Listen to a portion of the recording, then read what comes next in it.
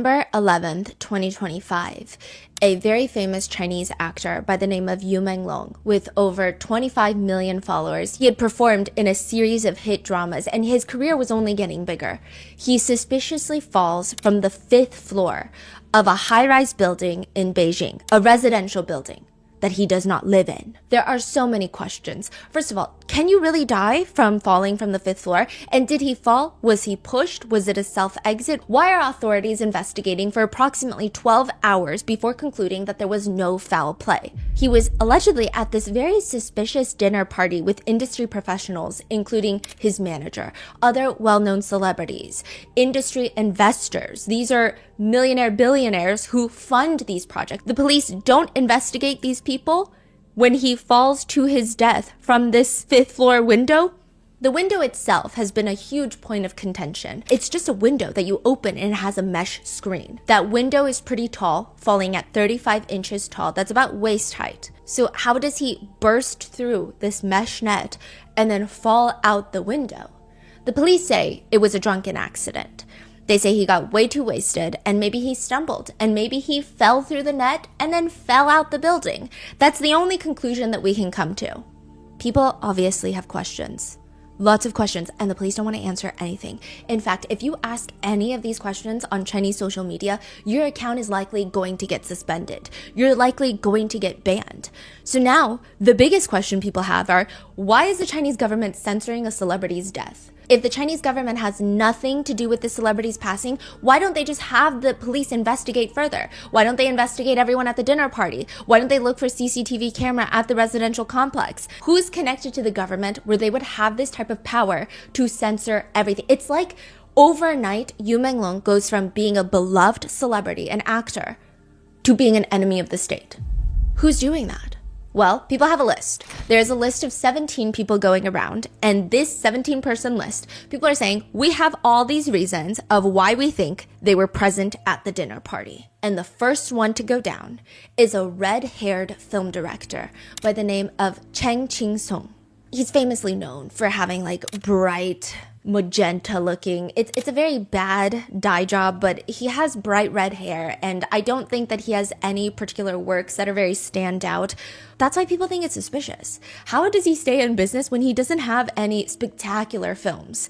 It doesn't make any sense. And he's very, very wealthy and he's very well connected. People say he was at that dinner party and we know he was at that dinner party. Director Cheng comes out and he says, I feel very burdened by this accusation that I was at this so-called dinner party. First of all, guys, I don't know what you're talking about, and I have the evidence to show that I was not there at that 5th floor unit in this Beijing high-rise. I was at dinner with a different friend of mine, Tian Hairong. She is the widow of this billionaire Chinese businessman, and she's a good friend of mine. And so, of course, we were at dinner. He posts these screenshots from WeChat, his text messages, with Tian Hairong to show, look, I wasn't there, I was at a different dinner party. The text messages read, this is Director Cheng asking, are you there yet? Tian replies with a voice message. Okay, so WeChat is kind of like iMessage, where if you respond with a voice message, you can convert it to text. And so he's converted to text so he can take a screenshot and show the people, show the internet, this is our conversation. I'm not hiding anything from you. I was not at the dinner party where Yu Menglong suspiciously died. Please stop connecting me there. Tian Hairong responds, why are you there so early?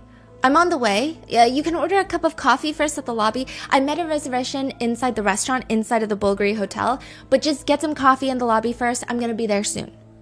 This is from September 10th, around 6:30 p.m. So the night prior. Yes, the night prior. We still don't know what time Yu Menglong allegedly fell to his death. We just know that he was found at around 6 in the morning by a neighbor who was walking the dog. We don't really know anything else. He responds, well, I got here 40 minutes ago. Why'd you get there so early? Didn't we say that we were going to meet at 6:30? This timing is just... Can you just sit and wait and take a break? There's a little bit of traffic here. I was working this afternoon. Yeah, no, it's okay. Tian sends a heart emoji, a hug emoji, and she responds, I'm coming from the airport, so the journey is quite long. And he responds, no rush. That's it. That's like the contents of this screenshot. And netizens think, what does this even mean? What does this do? How is this an alibi? Text messages with your friend should not constitute as an alibi to a crime. People think it's weird that he's even posting this. And also, just because you meet someone at dinner at 6:30 p.m. doesn't mean you don't go anywhere else after. It doesn't prove that you even went to dinner with her because of how suspicious the messages are and the fact that he's releasing this as an alibi.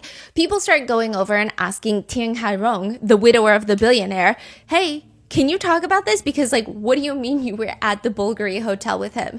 Are you sure he's not lying? Are these real text messages? She comes out and she says, I never wanted to explain myself to the internet. I'm from an older generation. I don't really check the internet. I was told by family and friends that I'm getting roped up into this madness. I don't even know these people. I don't even know Yu Minglong.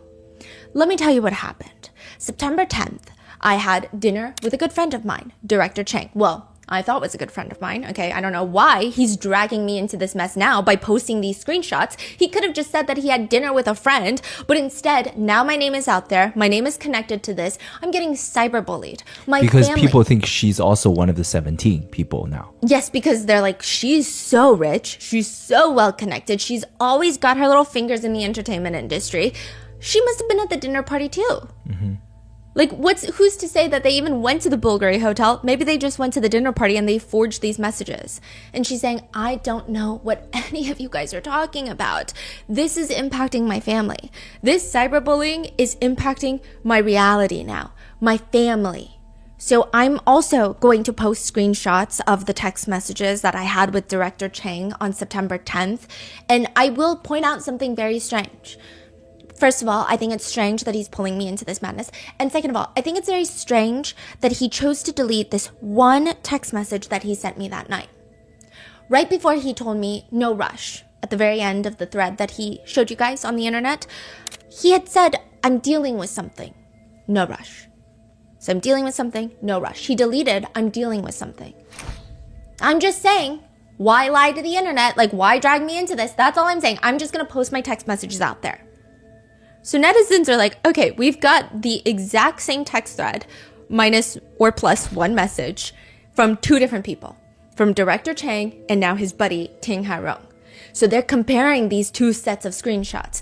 Both of them are taken on an iPhone and both of them are very suspicious. This is like shooting your own foot. Now people have more ammo to study the different things, pieces of evidence out there.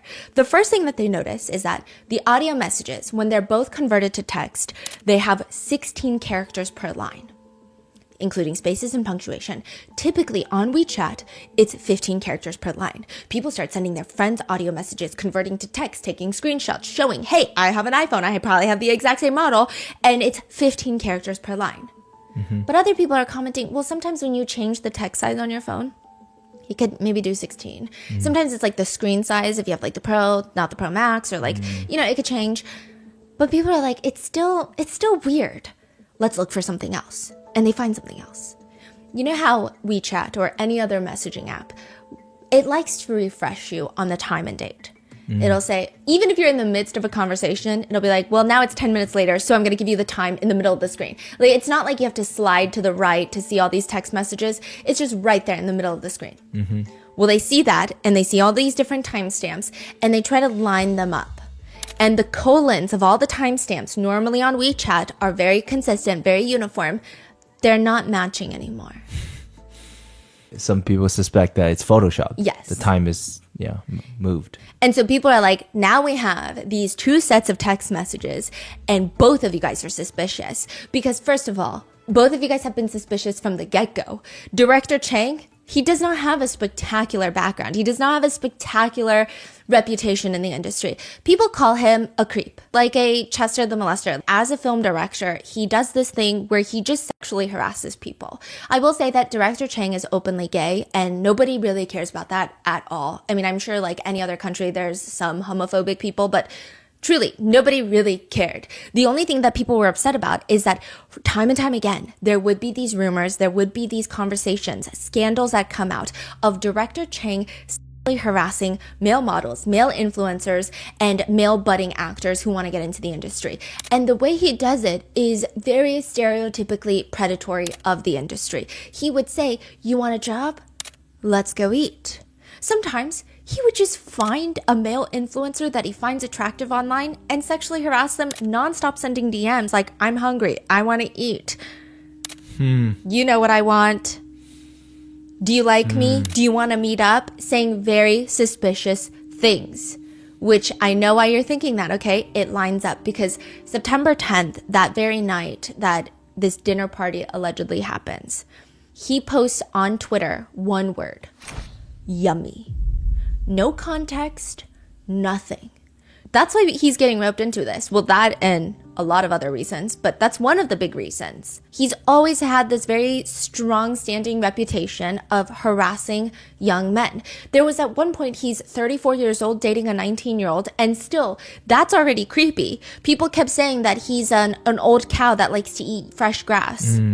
Because it's very unsettling. But even while he's dating that 19-year-old, he would go online and harass other 18, 19-year-old male models. People already don't like him. And the fact that he posts this alibi, it's just rubbing people the wrong way. You're not proving anything by sharing text messages with a friend. And they're already suspicious. And Ting Hairong, people are coming for her too. First of all, you have a billionaire husband, got arrested for money laundering, and then in prison right before he gets out at the very young age of like he's in his 40s, he just drops dead in prison, and then you inherit all of his money, and then the rest of your life you just chase after seemingly young, allegedly young actors in the industry to date. That's the vibe. That's always been a small reputation of hers that's been following her around. And so people don't like these people already, and these text messages are not helping. What are you hiding? These two come out and they say, you know what? I got you. I'm going to give you more information. Here are receipts. Here is a paper receipt of the Bulgari Hotel in which us two, we ate in for a table of two, September 10th at around 6:47-ish because, you know, the timing was, I got there late because I was going from the airport. You get it. So they post a picture of this paper receipt sitting on a marble counter. And then to go along with that, they post a screenshot of their bank transaction that coincides with the date and with the exact amount for the Bulgari restaurant. So they're like, see, the money is coming from my bank and I'm going to give you a screenshot of that, okay? A few things. You know when you keep talking because you want to absolve yourself of any guilt, but the more these people are talking, the more guilty they seem? That's exactly what happens. At first, netizens are like, okay, that's a lot of receipts. But you look at the receipts. It's interesting. This receipt itself has been studied to hell and back. The itemized list shows 3 dishes, 2 sodas, and a portion of Italian cheese. It's a table for 2 at table 13 in the Bulgari Hotel restaurant. The grand total, including service charges and taxes, comes out to be $215. Obviously, there are comments on how ridiculous it is to spend $215 on 2 people. But another thing netizens notice is the picture of this receipt, they're posting this like early October. What does that mean? It's been a month since September 10th. It's been like weeks. Uh-huh. And you're telling me the receipt looks pristine? It doesn't look wrinkled. It looks like it was just printed yesterday. It looks fresh off the roll, fresh off the printer, which is very strange because these two people, they're very wealthy. They don't seem like the type to save their receipts for bookkeeping. They don't seem like the type that's like, oh, that was a business dinner. I got to put it in my bookkeeping. They seem like the type that's like, if it's under $10,000, I don't even need a receipt. Yeah. But suddenly you have the most pristine collection of receipts that is not crumpled, that you don't just shove into your pocket or your purse. It doesn't make any sense. But the more damning piece of evidence is the receipt shows a time of 7:10 p.m. That's when the receipt is. That's when okay, so it says time, 7:10 p.m. At the very least, some people are interpreting it differently. It doesn't make sense that they would be done eating at 7:10 p.m. because their text messages, they were supposed to meet at 6:30, but she's running so late. Yeah. And then also, it's a hotel. It's a 5-star hotel. Any hotel, regardless of the stars, but like the more stars, the more wait time at restaurants typically. They sit down, you get wine, you get drinks. Like it takes, freaking way. You're sitting there for 40 minutes chit-chatting before your food comes out at the Bulgari Hotel. They're speed eating like this is a Chipotle. It doesn't make any sense. Or this is when the tab is open, maybe? So that's the next thing. People are like, okay, this is when the tab was open. Yeah. They start the order. They take the order at 7:10 p.m. Okay, put it into the system. Yeah. And now it's probably going to take like another 30 minutes for the food to come out. 7:36. So about 26 minutes later, Yeah. they're definitely not done eating. Because again, if the food is put into the system at 7:10, let's say the fastest it comes out, 15 minutes later, what is that? That's 7:25. And then you're done at 7:36? I doubt it. There's no way. An Italian cheese plate, you're not scarfing cheese down like that. You're sitting there and you're talking. So why is it at the very end of their text messages, you don't see the text message itself, but like I said, in the WeChat likes to float these little time markers when more text messages are sent. You just see this in the middle of the screen at the very bottom of the screenshot. 7:36 p.m. There's a message. A message. So it's them two sitting inside of this high-end restaurant in the Bulgari Hotel, texting each other at the same table. Why would they do that? Why would they do that? And why would they not show us the message then? Yeah. And then another thing. You know how we got those screenshots of the WeChat? It's very clear. Both of them, these screenshots come from an iPhone. Why is it that when they post their bank statement, it's an Android all of a sudden? The time, the battery marker, it's all Android interface. So what does that mean? And what does the Bulgari Hotel have anything to do with this? This is probably the more complicated web of storylines that we've covered in a while, where nothing can be taken as a fact, nothing can be confirmed, everything is alleged, but everything starts unraveling in a way that doesn't even make sense. Videos start going viral of what appears to be Yu Menglong being tortured inside of a Bulgari hotel. The same Bulgari hotel that these two allegedly had dinner at. Then these two, a lot of their history starts coming up, and there are allegations that they're connected to not just Yu Menglong's passing, but to other famous celebrities passing. Yu Menglong's agency, in fact, there are now conversations of at least 10 different celebrities passing away under very suspicious circumstances from his exact same talent agency. And there's so many things that are very similar to his case. The police are closing the cases immediately. There's lots of rumors circulating. The police want to shut down all conversations. They don't want to reinvestigate. They don't want to disprove any rumors. They just wait until all of it quiets down and everyone forgets about it. This is part 2 of the Yu Menglong case.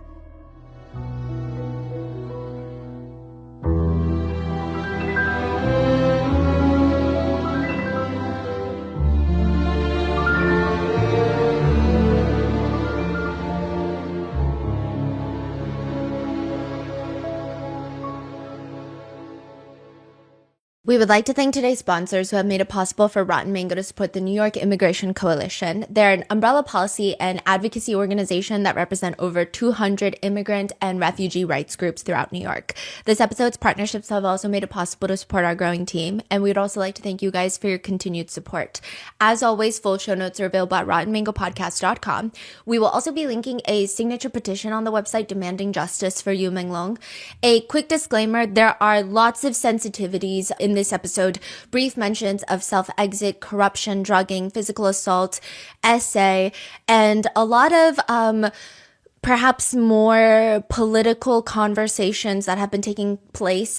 This is just a recap of all the different discourse online. This is not me taking a political stance against one nation or another, especially when I have yet to visit a country. I don't even think that I am in a position to take any judgments, but today's case does take place in China. We had our professional translators working almost around the clock to help gather the information for this case.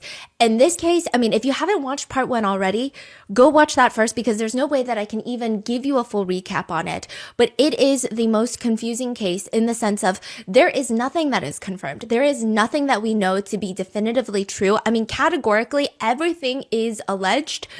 Everything is a rumor. Even rumors are getting debunked. There will be times where my researchers are like, yes, this is what happened. And then they'll call me in the middle of the night and be like, that's not what happened.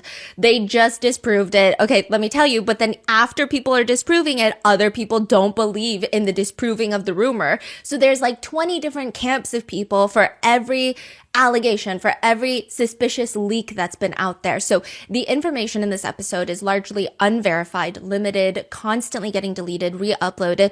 I imagine this episode I actually don't know if it will age well or not, for the sole reason that with cases like this, we're very hesitant to talk about it because the last thing we want to do is spread an unconfirmed rumor or to indirectly accidentally cast light onto someone that may have no involvement. That's a huge fear of ours. But with this one, I just don't know if there will ever be a time where the authorities will come out and give us any concrete information. And I think that what has happened with other celebrities that were part of Yu Menglong's agency, people have just stopped the conversation because it's been years. And so this is what we know, and this is what the online discourse is. But again, do your own research, come to your own opinion. The only things that I can tell you with full confidence in this episode is that Yu Menglong, a famous beloved Chinese actor, is dead. The facts around his death are suspicious in my opinion. The government, the police are behaving even more suspiciously, and those are the only concrete facts that we really have.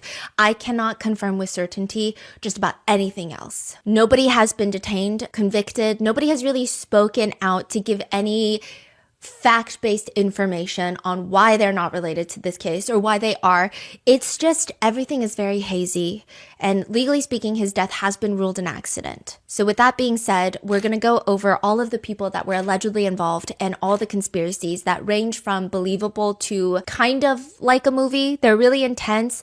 There are times where I would get so sucked into a conspiracy while researching that I would have to take a moment to be like, wait, is this too crazy? Like, am I going down a rabbit hole and believing in something too crazy? Because the sense is kind of there, but I've never seen stuff like this happen in real life. So is this just unhinged conspiracy theories? To that, I just say there are times where you have a conspiracy theory and the reality is not that dark. The conspiracy theory is like a combination of the top 10 movies of that year meshed into one giant aluminum tinfoil hat theory.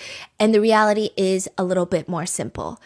And there are times where the reality is a lot darker than the conspiracy theories themselves. And everything is a lot worse in reality than we ever thought. So I don't know what the case is with this situation, but I'm going to go through all of it with you today. So with that disclaimer, let's get started. How do you know when a celebrity actually needs help? Even if they are saying things, how would you know if it's real? That has been the case with Yu Menglong's last live streams. People have been pouring through his social media history. They've been going through his pictures, any of his tweets to see, is there something we're missing? And they have put together a series of clips. So in part one, we went over, it looked like he had bruises on his eyes. It looked like he had these injuries that he was hiding with makeup when he was out and about and fans were taking pictures and videos of him. But in his own live streams, fans have found some very strange things. We don't know if these have been taken out of context, so take it with a grain of salt. But in one live stream, Yu Menglong is wearing what appears to be a blue suit. He looks like he's working, and it just looks like he's reading comments from his fans during the live stream. He kind of has his hand covering his mouth as he's reading the comments. And some people say, it actually doesn't look like he's reading the comments.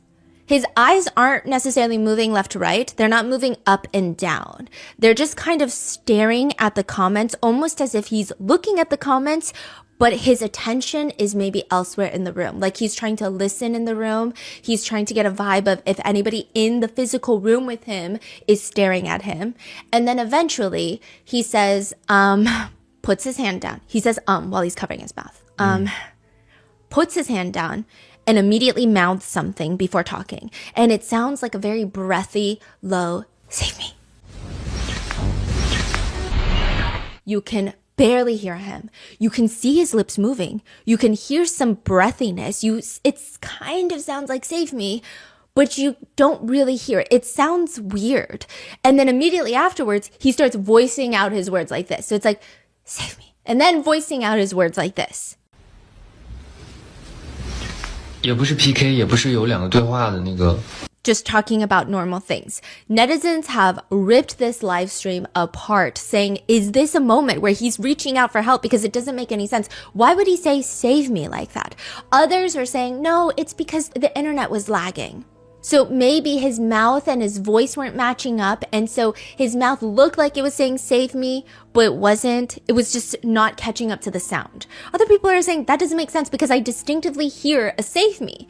Then there are conversations that breathy save me was edited in later by someone who wants this to go viral. So there is so much discourse around this live stream, but it doesn't help that There are just a lot of weird things that he did before his passing. In the month of August, there are social media posts after social media posts where it seems like Yu Menglong is unwell. In another live stream, he voices out the words, "Help me."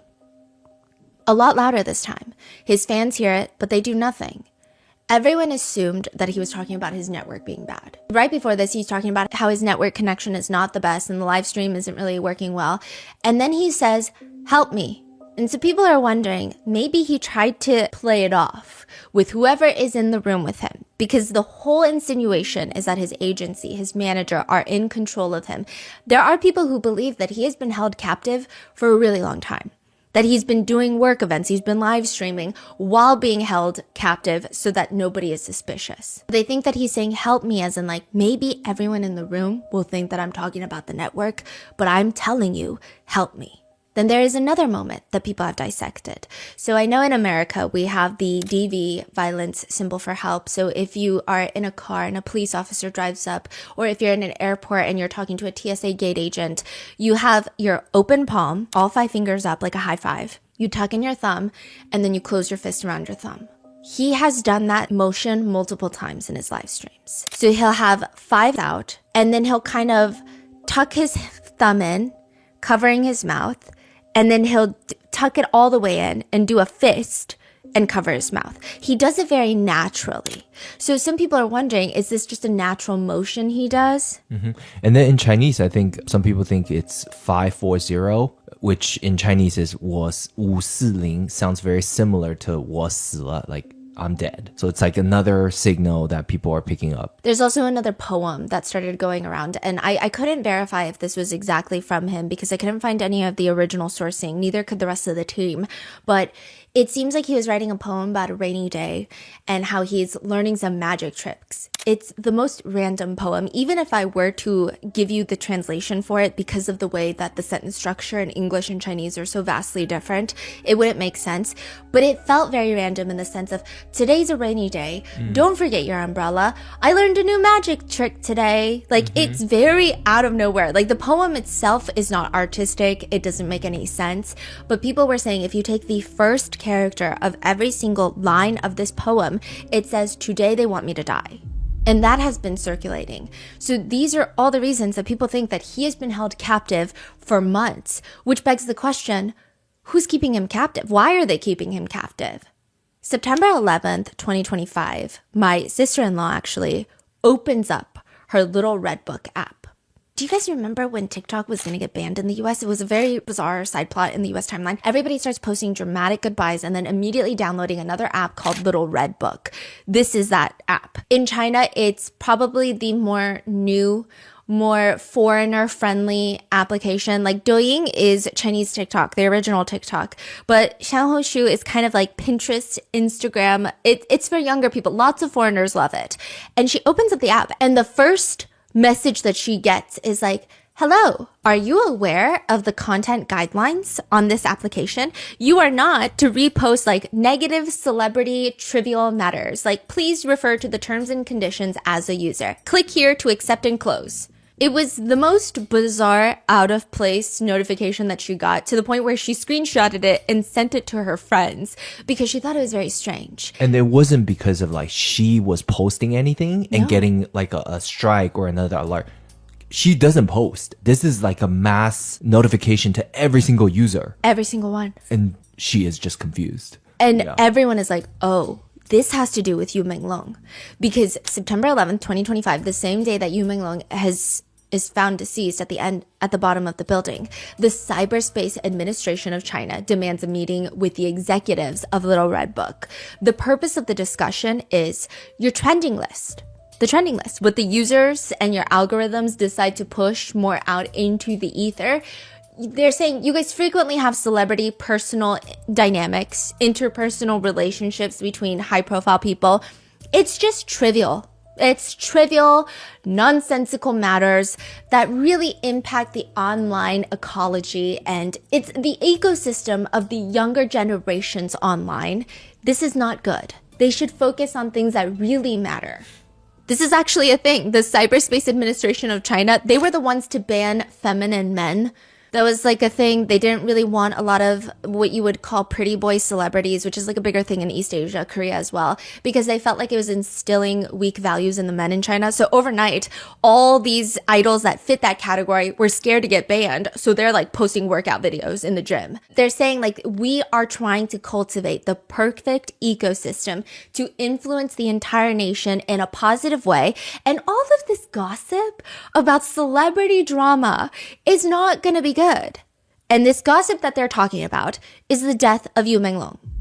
Later, anyone online questioning the cause of Yu Menglong's death on Little Red Note were automatically getting deleted, banned, and suspended.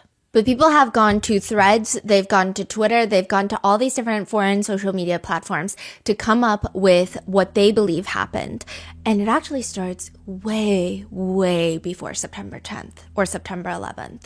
They go all the way back into August.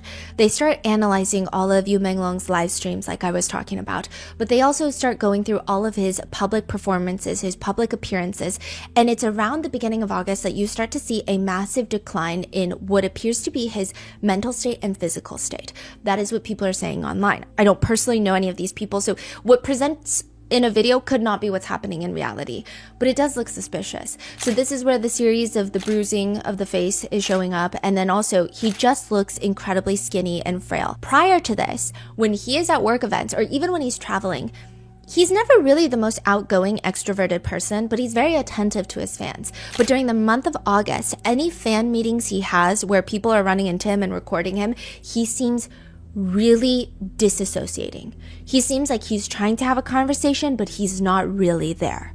That's how everyone is describing it. He's still posting on Weibo, but nothing in particular, perhaps just a series of travel photos, and most of it is not even of him. Most of it includes shots of plants and like serene backgrounds, but we don't even know if he's traveling. This could have all been taken in Beijing.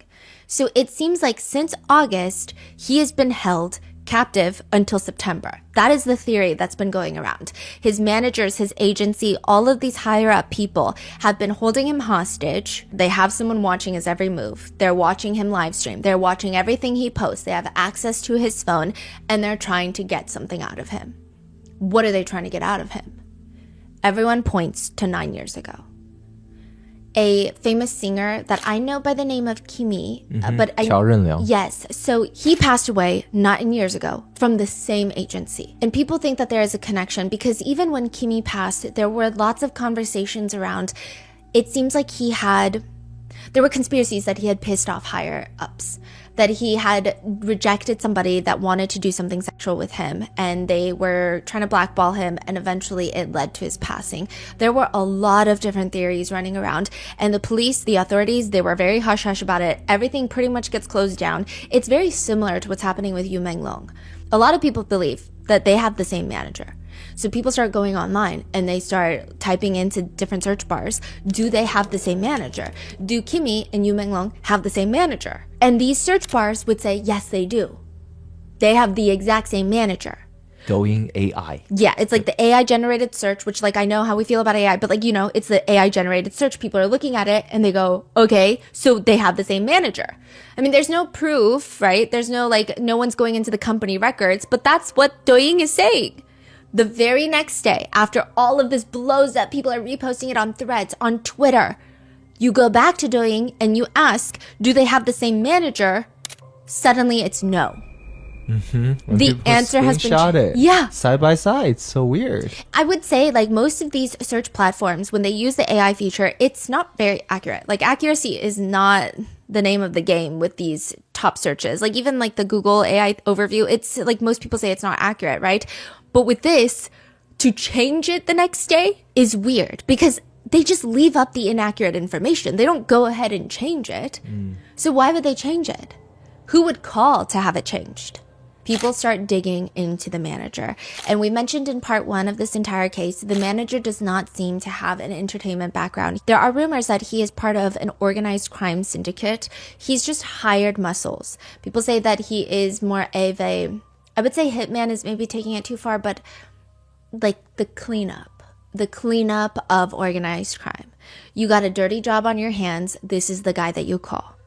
and they are very closely intertwined with a lot of powerful executives and investors. He was hired into the company as, yes, a manager, but really his formal occupation would just be to watch over these subjects, to make sure that they're not stepping out of line, to make sure that they're not saying anything, to make sure everything goes as normal. I will say this manager is also a very strange guy. If you dig into his old posts, there are, he likes to post, all of these people like to post weird things. They love trying to be edgy, artsy, but it's just uncomfortable. It's just very scary. He likes to post a series of photos where it shows a man saran wrapped to a table. It looks like an episode of like a serial killer show. So An actual person? Well, that's what it looks like in the first 3 photos. Okay. And it looks like a person saran wrapped to an operation table, like a steel table. And then someone is grabbing his head in one photo, so it looks like he's about to get a head massage. And then all of a sudden a knife appears and they cut this man's head into 6 different sections. It looks like a cake. It's like a "is it cake" video. And then those 4 pieces are like the pieces of his head are arranged on a plate. It's clearly not a real person. It's clearly either some sort of sculpture or AI generated art or drawing or something. But his whole caption with that is, something that is whole can be cut into pieces, but those pieces can never be whole again. And so people think, this manager What? is just weird. We don't really know anything about this man. We don't know how he got into the role of being Yu Menglong's manager. We don't know much about him. All we know is that he likes to post these types of things. So people believe that the person that lured Yu Menglong to the party, the dinner party that night, is the manager. They think that Yu Menglong is not one to go out with any of these people. He's not one to go on any of these drinking meetings with investors. He's someone that likes to very much follow the rules. He likes to stay home. He likes to cook with his 2 dogs. He has a corgi and a French bulldog. He's a very big homebody that just works hard. He's not someone that likes to really go out to dinner and get drunk with other celebrities. Not that anything's particularly wrong with that, but he would not have showed up to a dinner party unless his manager had invited him. So he gets lured to this apartment by his manager, and there's a bunch of investors, a bunch of big business partners that are there, and they all want to sleep with Yu Menglong. Over the past 10 years, at least 9 other artists have died under very strange circumstances from this same agency, and that's why they believe the manager is heavily involved. With the 9 others, sometimes the cause of death is listed as self-exit, sometimes it's an accident, but always netizens have questions about them. And I don't think it's a situation where netizens just cannot grasp the idea of one of their beloved celebrities having depression. There's no answers to any of these. It just doesn't make any sense. And the whole agency itself is very suspicious. They say the format of the agency, and we kind of touched upon it on episode 1, is that it's a government-run state agency. You can't sue them. This is like suing the government. And if you think suing the United States of America is hard, probably suing China is not even a viable option for anybody. It just doesn't make sense. So this government agency will go around and mass sign a bunch of talent. After the end of a talent reality show, they'll go and sign 20 new people. And then they'll pick 1 or 2. They're going to make them really famous. The other ones, they're just going to hold them hostage, freeze their careers, refrigerate their careers. That's how they refer to it. Allegedly, yes. Theories. And then they can't get out. Out of those maybe 18 celebrities left, maybe half of them come from really well-off families. Because it's hard to get into the celebrity world, into the entertainment business without some sort of funding and backing.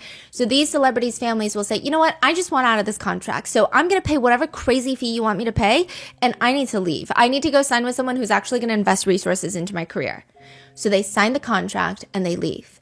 And then you have a handful of people left. These are people that come from backgrounds where they can't afford a breakup fee. Those termination fees are like millions of dollars. With Yu Menglong, it was 30 million. They can't afford that. Like, they would be in debt for the rest of their lives and the next life. It wouldn't make sense. So they can't do anything. They can't sue the agency for not giving them what they were promised. They can't get out of the agency and find work elsewhere. So they're just stuck. So what do they do when they're stuck? This is when investors can come and decide if they like you. These people are considered free-for-all playthings. They will allegedly open up shell companies in their name to launder money. These massive investors and business owners will launder money through their names. Other times they will use them as victims for their sexual fantasies, allegedly. That has been the rumor. But it is true that there were companies open in their name that's dealing firearms and military weaponry. Yeah, so that seems pretty much confirmed. Yu Menglong had multiple shell companies in his name, and all of them were pertaining to military contract sales. And this is not someone who would money launder. None of the money was going back into his accounts. It's going in and out, and you're talking about millions, tens of millions of dollars. And he isn't seeing any of that money. He doesn't know anything about the military, but it's getting laundered in his name. There is a very famous Chinese celebrity by the name of Yang Mi. We've talked about her briefly on our other podcast, Moral of the Story, and she's massive. She's probably one of the biggest stars in China. She worked on Eternal Love with Yu Menglong, and she has her own agency, and it seems like they have a very sibling dynamic. I mean, they played siblings, but they also have one in real life, like sibling dynamic.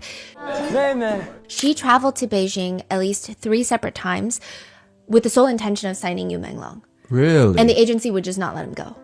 I think that she knew that they were not putting enough resources into him, and she wanted to help him. I don't know if she knew anything deeper. I'm not saying that she knows anything sinister, but I think that she was like, he's not getting enough roles as he deserves. I think I could do a lot more for him. Company would not let him go. And this company is not really doing anything for his career either. And it seems like if this is what the company is doing, because they're a state-run agency, they could theoretically get away with it. Remember how I said there were 9 other people in the past decade that suspiciously passed in this company?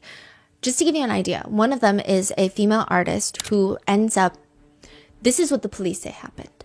She took off all her clothes, got completely naked, and then jumped to her death. That this was a self-exit.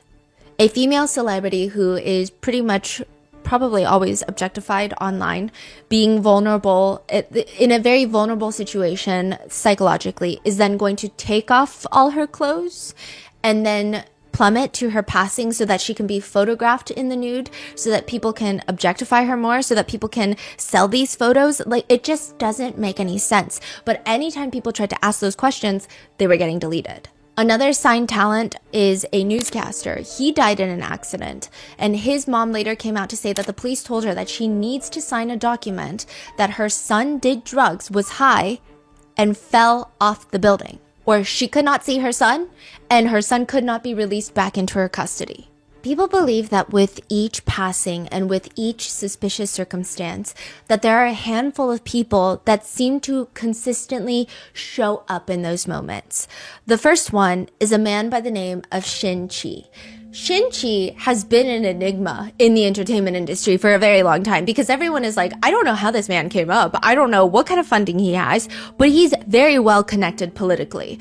November 2018, Shin Qi is 27 years old. He becomes the chairman of the China National Electric Investment Group's new energy company. The chairman. CEO? Yes. Chairman? 27 years old. This is a government-run entity, meaning how would a 27-year-old be appointed that position unless he has absolutely incredibly strong, powerful people in the ranks that are handing him these positions? AKA, he's a political Nepo baby. If he were just really smart and capable, even if he were to follow the route of getting into government, nobody would promote a 27-year-old for being outstanding. Politics has hierarchies, legacies, seniority, favoritism. They're not just going to give him a position for being the most capable, which I don't think he is, regardless. Which means, who the hell is Shin Qi? He goes from being the chairman of this state-run investment group to suddenly being like a film producer. He just makes movies. He invests in movies. He's like a major name in the entertainment industry. How do you even break out like that? Again, you go from that investment group chairman to the entertainment industry and you're succeeding across all fronts.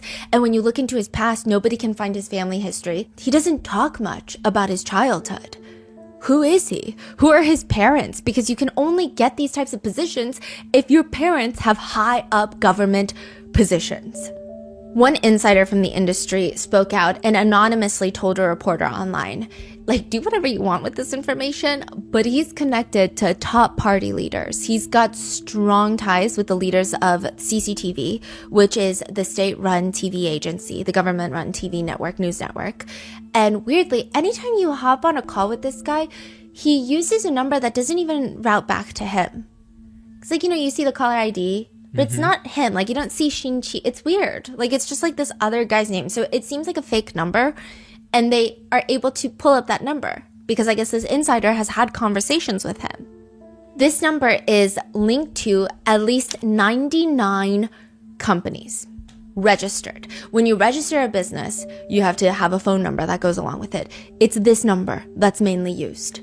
And this number is also connected to Yu Menglong's shell companies. Really? So everyone's saying, okay, Xingqi seems to be, if this is true, if all of this information is not faked, not AI generated somehow, not edited with absolute perfection, and these are real tips given to real reporters, then yes, it seems like there is a connection between these shell companies, Xinqi, whoever that man is, and Yu Menglong. But that's not the only connection. Xinqi has been Yu Menglong's top fan for years. Top fan in China is a little bit different from maybe America. Top fan does not typically mean you love the celebrity the most. You're the number one fan. It typically means you are the fan with the most power. You can buy billboards. You've got money. You've got connections. You are a highly influential fan. You can make things happen for your favorite celebrity because you yourself have power. That's what they call a top fan.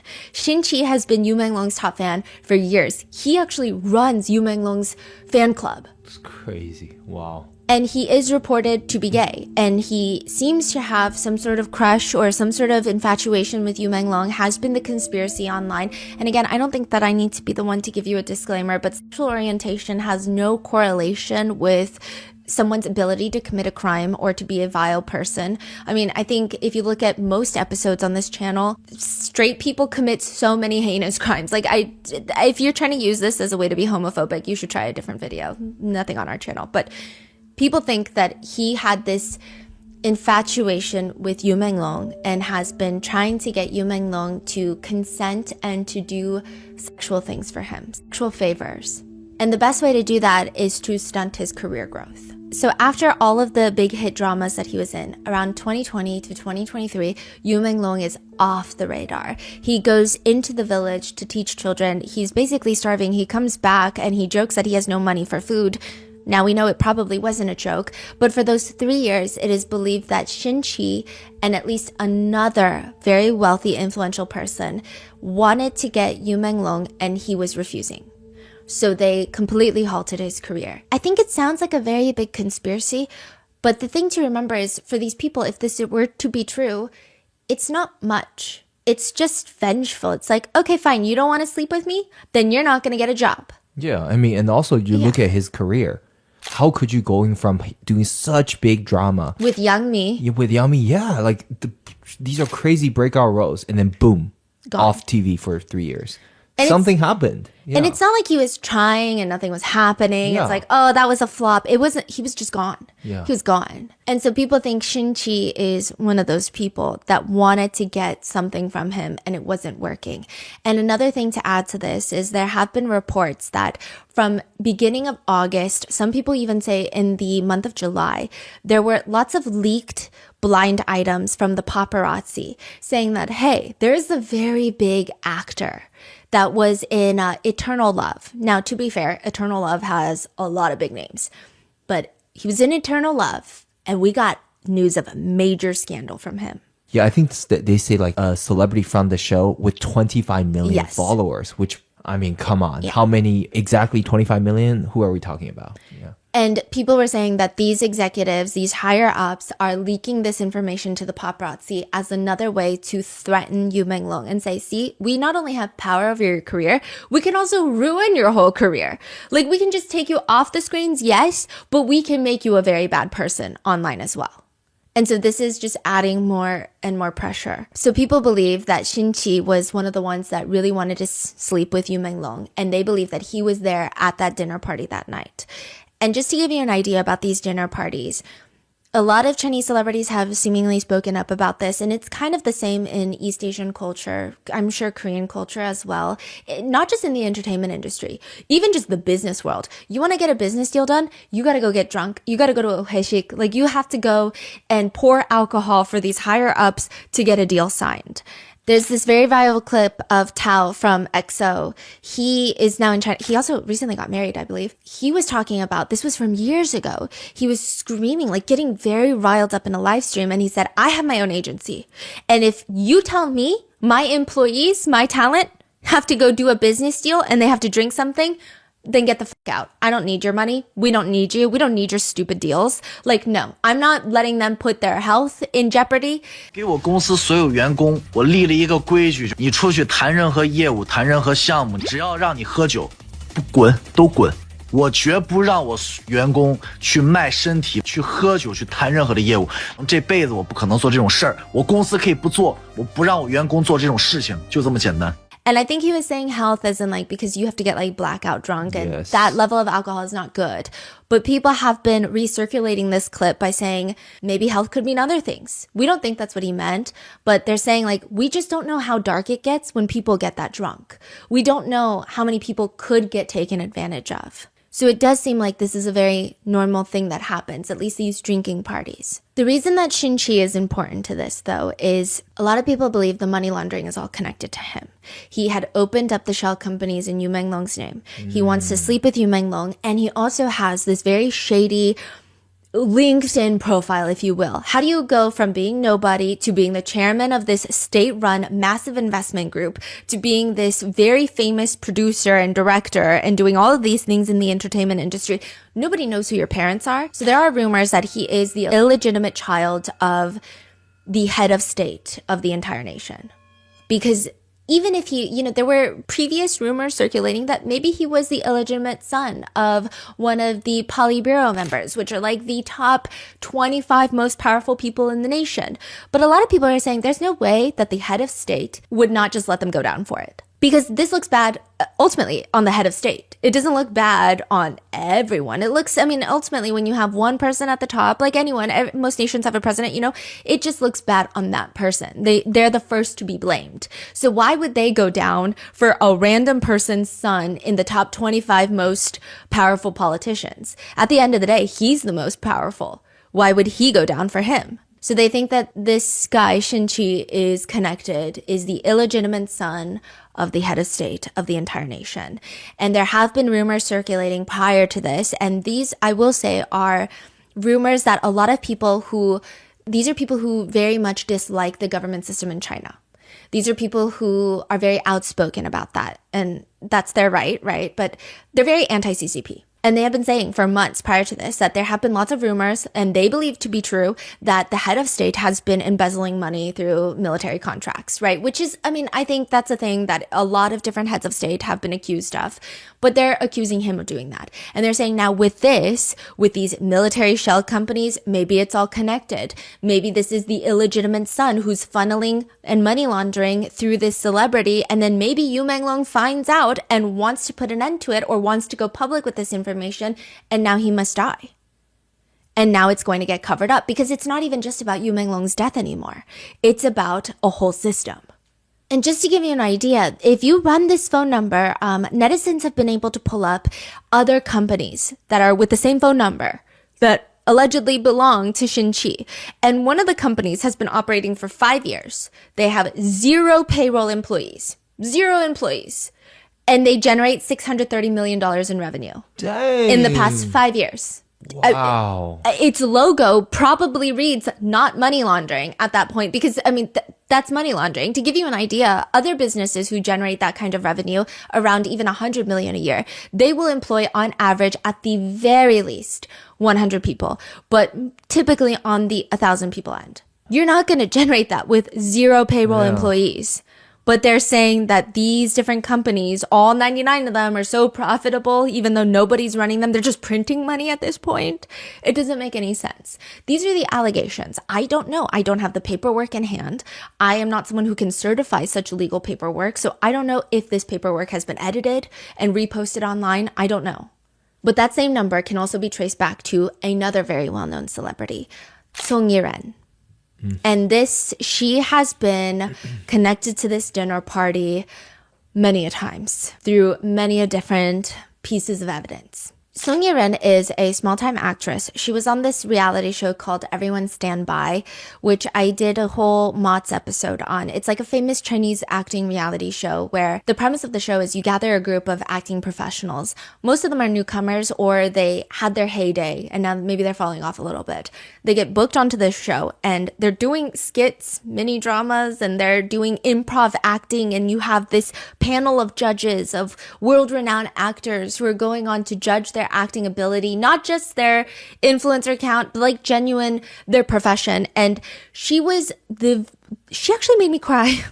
That's crazy, right? Thinking back. Yeah, they had this, they called it Performance City, and all of the contestants were to go into this massive fake city and they could go through the costume department and dress up in whatever their character were to be. And the judges would walk around while they're improving these different character storylines. She chose one that was very emotionally gripping. A lot of the other characters, they were couples who were fighting or selling peas and selling all these other like street vendors, and none of it was that particularly good. She was very smart and she was very believable. So she dressed up in what I guess you would call back in the day like a beggar, and she had a sign up. On her sign that she held up above her head, there's misspelling of a word, but she did it on purpose to show that she's undereducated as this character. And it was really well done. She never broke character. It was freezing cold in there and she was shivering because she was that dedicated to the character. I cried watching that because I just felt like it was so good. That's her. She has been placed at the scene of the crime. Whether it's true or not, I'm just going to give you what people have found online. There have been rumors circulating long before she was even on that show that I didn't know about, but they said that Song Ye-ren's personal and professional lives were vastly different. They were just saying it's weird. They said online her career is very much girl next door, soft girl image. Oh, I've never seen anything inappropriate. Like that was always strongly associated with her. But sometimes other co-stars and other friends would talk about her and they would let it slip that her nickname for a really long time was Xiao Taimei. Xiao Taimei. Mm-hmm. What does that mean specifically? It's like the bad kids in school. She's like the head of it. The bully in K-drama. Yes. Like that's the vibe. Okay, yes. Yeah, our researchers were having a hard time trying to describe it too. One of them said it's like the direct translation would be like little bad girl. Mm-hmm. Others were saying, no, it's like head bully. Head bully, yes. Like head bully girl yes. is the vibe. Like it's just not it's actually very mean. It's not a nice, you don't get pride from being called that. Mm-hmm. But Song Ye-ren actually went on a live stream once and said, yeah, like that's what I used to be called, but that's when I was young. I've grown up. I don't do that anymore. I was out there drinking, clubbing, partying every day. I dyed my hair blonde, but I don't do that anymore because that's what I did when I was young, which has been a huge debate online with some people saying, actually, I went to school with her because she went to school abroad in Canada and she smoking, drinking, and dyeing her hair was the least crazy thing she did. She actually went around bragging to all of the people at our school that she slept with 50 different guys. She was 17 at the time. It's just what an internet user has alleged. But there has always been this very subtle clashing of people saying she's so different off camera, nothing fits her online persona. Even former alleged classmates came out and said, look, I'm not going to badmouth her. I'm not going to say anything bad, but all I will say is don't believe in celebrity personas because they're all fake. One of Song Ye-ren's biggest scandals was last year in 2024, and paparazzi caught her going to a bathhouse with 3 guys, like a sauna. Okay, bathhouse seems like a sauna. And I think the biggest part that people thought was so scandalous was she was touching the abs of the first guy. So she'd be like talking, they're out on the street, and then she'd kind of place her hand on his chest. And then she would hold the wrist of another guy walking. And then later that night, there was another third guy, and she was spotted touching his arm. They dramatically described this as feeling him up, feeling him down, just groping, caressing. I mean, nevertheless, it was a pretty interesting, unique, scandalous situation for a female celebrity in China to be caught photographed in, especially someone who presents herself as this very innocent, soft girl next door. So a new theory has come about recently that Song Ye-ren is a madam. She befriended Yu Menglong in an effort to finally seal the deal and get Shin Qi, the powerful executive, what he wants, which is Yu Menglong. She's going to lure her friend. So people are saying that she is the madam. She is an actress. So she rubs shoulders with all these actors and actresses. She befriends them. She has this very disarming personality. And then she's like, you know what? Come out. Come hang out with me. Come to my place. And at her place, they'll be introduced to an executive who has always had their eyes on them. And she knows this because she is the middleman. And she's like, oh my gosh, you guys should meet. This is an investor, blah, blah, blah. Why don't you come to this dinner party? They're pouring drinks. There are further conspiracies and allegations that perhaps the drinks are drugged. Perhaps it's full on SA. Other times people are saying she's just the middleman connecting these two parties. And hopefully it's consensual most of the time. But clearly, if that were the case with Yu Menglong, that's not what's happening. But they think that she is a madam. They think that that must be the way she makes money. Because here's an interesting discovery that it's been made. Song Yiren, she lives in the same apartment complex as where Yu Menglong passes away. But she doesn't just live in the same apartment complex. She lives in the same building from which he allegedly falls to his death. And there's more about that. She claims that she moved out 9 months ago. She said, yeah, I did live there, but I moved out 9 months ago. So yeah, I did live in that building. I mean, there's pictures of her posing in that building. There's selfies she's taken. There's like this one picture where she's holding a giant acorn and it's like building 18. And again, it could be photoshopped, but she has said, I moved out 9 months ago. So we don't know if maybe the building number was photoshopped and maybe it was a different building, but it doesn't seem like, it seems like it was that building. There are other allegations that she never moved out, and there are other photos circulating of an apartment unit where in East Asia, there's a lot of times where you just hang dry your clothes. So you get one of those like drying tables and it's up against the window of one of the apartment units. And there's this blue dress shirt and white pants that are hang drying in front of the window. Someone had snapped a photo of it for whatever reason. And they believe that those clothes belong to Yu Menglong, because he was photographed wearing similar clothes. And they think that for the past month before his death, he was being bounced around, somewhat being held captive, not necessarily chained up, not necessarily like, I'm going to tie you up so you can't leave, but being watched and held captive under likely verbal threats. Like, if you try to leave, I'm going to ruin your career. So it's not like the door is padlocked, but perhaps he can't. And they think that Song Yiren was one of the people holding him captive. I do think that this conspiracy theory does get crazier and crazier, but one thing to note is a lot of people were confused. She's on an acting competition show. She's not a major celebrity. She's a small-time actress. How can she afford to live in an apartment building like this to even begin with? So people think, well, that's because she makes her money not from being an actress, but from being a madam, right? That's what people think, but they still are wondering, okay, let's say she's a madam. She gets money from these executives. She tries to force all these other celebrities into sleeping with executives. That still doesn't explain why she wouldn't be the fall guy. Because people are like, let's be real. If there's executives involved and she is just a madam, she'd be the fall guy. There would be some sort of narrative of she got jealous, she pushed him, or she was the only one at that dinner party left, everybody already left, and then they got drunk, maybe they were doing drugs. Like, she would be the fall guy. Because there's so much suspicion. Why not have a fall guy? So there comes the suspicion that her parents are very well connected. She moved to Canada when she was young. Her dad was a professor and in the medical field. I believe he's a doctor, and then at one point he was teaching, but her mom was in marketing, which is very vague. But in Canada, she went on to have this huge company where the distribution to that company, and it's very vague what the company even does, but they had tens of millions of dollars in sales within like the first few years of opening up. And people say, you don't do that just by being talented. You do that by being very well connected, by being politically connected. She has had multiple talks and conversations with business leaders and government officials who run business sectors for like international trade and foreign trade and international businesses. There are rumors that she's also very close with the First Lady of China. I don't know. I've never seen a picture of them together. Yiren is? Song Yiren's mother is very close. This literally could just be someone tweeting random, whatever they can think of and hallucinate in their brain from across the sea. I don't know. Or it could be true, or there could be 10% truth. I don't know. But I think people are saying there's no way that she wouldn't be a fall guy unless her parents are also well connected. I know she currently is so majorly hated across the Yes. board, all over China. And it's not just because she lives or maybe previously lived in the same apartment. There's a lot of other things. The things tying her to that night is her phone strap. She's initially placed on this list of 17 people because she posted a ton of pictures outside the building, living in that same building where Yu Menglong passes away. But also there are these selfies where she's pretending to be on the phone. I don't know if she's promoting the phone, her phone strap, her face, I don't know, but it's like pretending to be on a phone. And she's posing with her phone. And her phone has the world's largest blue ribbon phone strap. I don't even know if it could be called a phone strap. It's like a giant dangling blue ribbon. It's like putting a Labubu on your phone.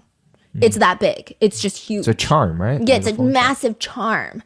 And that's what it looks like. Now, eventually, a series of peephole videos start making the rounds. And I call them peephole videos because it appears that someone is inside their apartment unit filming through their peephole.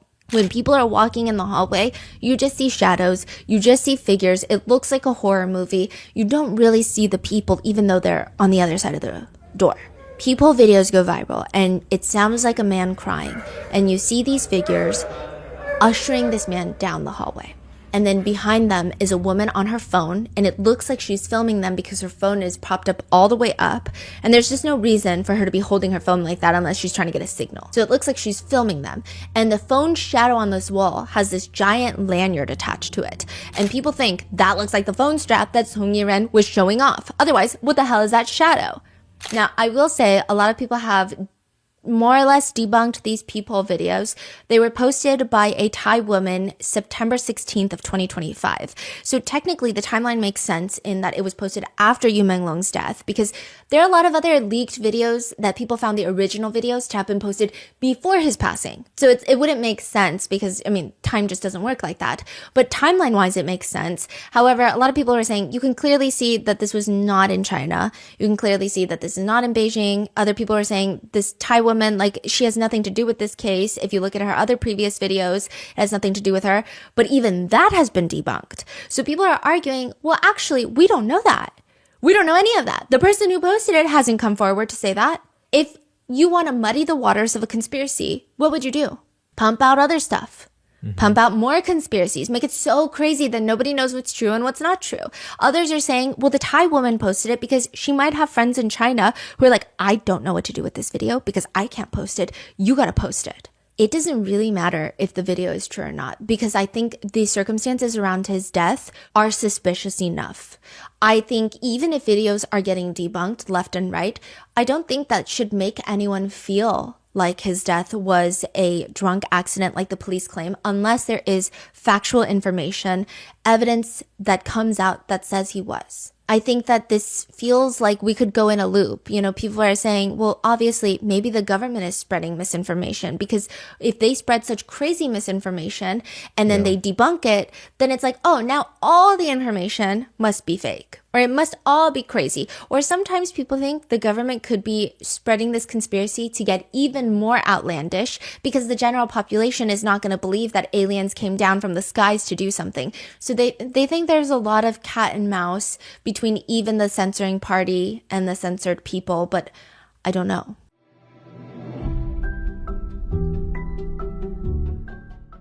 Starring Academy Award winner Patricia Arquette and Jason Clarke, Murdoch: Death in the Family is the new Hulu original series that explores the unraveling of a Southern dynasty through a deadly boat crash, double homicide, and a massive embezzlement scheme.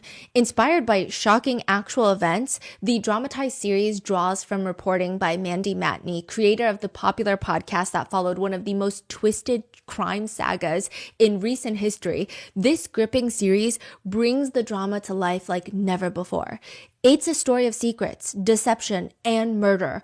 Watch the Hulu original series Murdoch: Death in the Family, streaming on Hulu and Hulu on Disney Plus for bundle subscribers. Terms apply.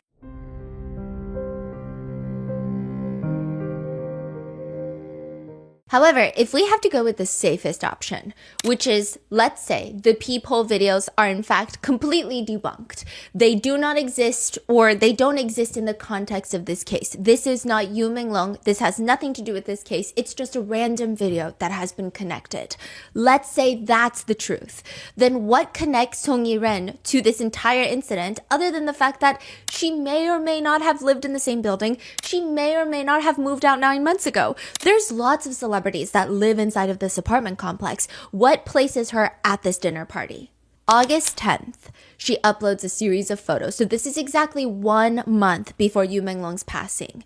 And I don't think that she knew this. It's clear that she doesn't because you know when you upload photos, you can upload live photos. And when people click on them, it's like that awkward 3 seconds of motion and you can hear some things in the background.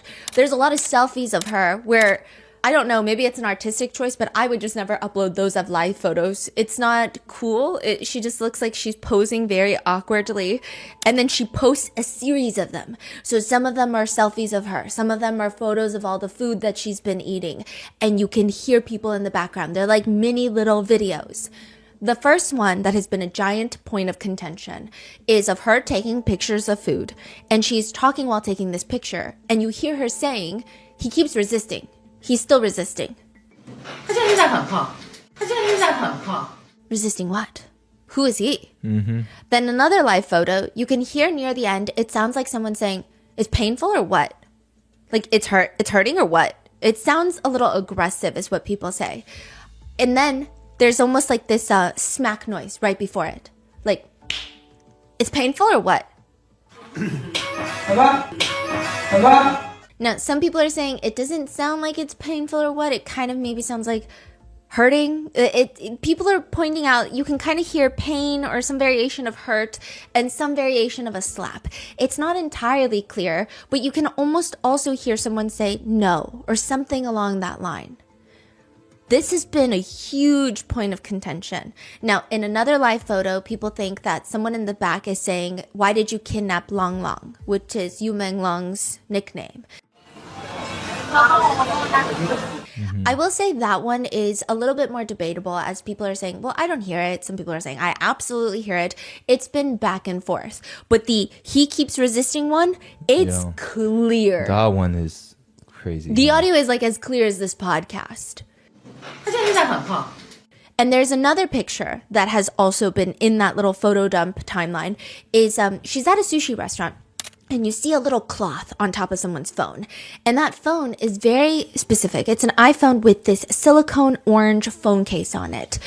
And that same month, Yu Menglong took a picture. Someone's taking a picture of him taking a picture, and it's the same phone case. I've never seen one singular person outside of Yu Menglong have this specific phone case. No, because the new iPhone is orange. Yes. So that's common. But this is before the new iPhone came out, And which it's is like very uncommon to see someone have a bright orange phone. It's like a orange juice color silicone phone case. So it's like a very specific texture. It's a very specific look and it's sitting on the table and there's a little like rolled hand towel on top of it, which makes people believe that he's still resisting. He doesn't have control over his phone. They took his phone and they're slapping him around to do whatever it means. These are the live photos that make Song Yiren part of the 17 list. Now, she does go back and she edits this original post. These pictures are still boldly up. I mean, I don't know if it's just maybe she thinks it makes her look less guilty if she doesn't take it down, but they're still up. The comments read, "This is the most popular Song Yiren will ever be." Who are you talking about resisting? Who's resisting, huh? Explain, who is resisting? Others are commenting, "Hell is empty because all the demons are here." Netizens also report that Song Yiren has a personal alternate account on Weibo, where she allegedly starts asking people who are questioning her online. So let's say Song Yiren, someone's commenting, "Song Yiren, why are you doing this? Why were you there? Tell us, why are you so evil?" And then this random account that people have connected with Song Yiren keeps commenting, "What are you?" to the person who hates Song Yiren. What are you? If you don't want your personal information exposed, be good. Otherwise, you won't even know how you died. Damn. It's unclear if this account is truly hers and if these messages were actually sent. We don't even really know where she is right now.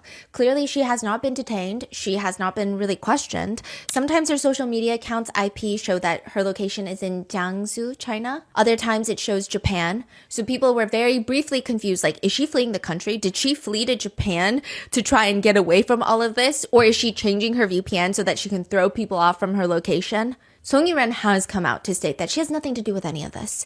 In her statement, she says, "Recently, I've been bombarded with online rumors accusing me of introducing these big bosses to entertainers and luring people to drink and conspiring, fleeing abroad to Japan, even calling me a murderer. These rumors and obscenities are suffocating you, significantly impacting my work, my daily life. I'm experiencing unbearable online violence. In reality, I wasn't there. I wasn't at the dinner. Like everyone else, I only learned of Yu Menglong's passing that morning. To offer condolences to the deceased and to clarify matters, I hereby issue the following warning regarding these online rumors. The background noise in the live photos are not related to the incident. One photo in question, it was me and 3 of my friends having dinner at a public restaurant. During the meal, one of my friends was complaining about her husband. So she's saying, he's still resisting. Oh, the friend is saying her husband is still resisting? Yeah, which is kind of crazy. What? Yeah. I thought the best case scenario for her defense, the best case would be like, oh, I was talking to this guy and he doesn't like me, but I'm still going to pursue him. He's still resisting. It's still alarming to say in that phrase. But I can't think of, or like maybe a deal. You're like trying to get a deal done and you're like, oh, he's still resisting the It's still weird. But like the way that she said my friend was talking about her husband, it makes it even more unbelievable. What is your husband resisting? Maybe he's resisting buying a Porsche. I don't know. But it's just the amount of coincidences in these live photos don't make sense. Another photo, she says, I was eating with my assistant in a restaurant. There were waiters and other guests around. I don't even know. I was completely unaware of what was being said at the time. So she's saying the smacking sounds and the what, is it painful or what? She's saying, I don't know. Those are just like waiters and other people at the restaurant when I was recording this. I was taking this photo. I have nothing to do with it. She said, I used to live on a high floor in that building. I didn't live in that unit where people are pointing out the pictures of the clothing that they saw that matches Yu Menglong. She says, I lived on a high floor. So this is like her way of disproving it. Oh. She's like, I lived on a high floor. That's where I took photos of my daily life. But I moved out 9 months ago. I haven't lived there in a very long time. There are some low light photos circulating on the internet. Those are not of me. This seems like she's referring to the peephole videos. I am a Chinese citizen. I have been in Beijing since the incident, and I have not fled abroad. I don't know any so-called political tycoons. At work, I have always relied on myself, and I have not done anything weird. After being cyberbullied, I've never deleted or edited any content or photos I posted on social media. I want to thank the social media platforms for their legal and regulatory cleanup of rumors after the incident. Because of my contract with the former agency expired in June this year, I was unable to speak from the company or studio. In response to this urgent emergency, I believe that if I come out to clarify, it might have been easier to focus on me. So she's saying the reason that I didn't come out forward sooner to talk about all of this and to try to disprove all these rumors is because I thought that if I came out during the wake of this tragedy, all the attention would be on me. And it would fall into larger scale online bullying and questioning. So I decided to wait until the dust settles before responding. Spreading rumors and online violence will only cause more innocent people to be implicated and hurt. After going through so much, I really hope that the person who spread rumors can apologize. I've reported the case to the Public Security Department and have entrusted a lawyer to take legal measures. In short, she denies all allegations. She says that she's still in Beijing. She has nothing to do with Yu Menglong's passing. In fact, if you utter so much as a word about it, she's probably going to sue you. That's her threat, at least.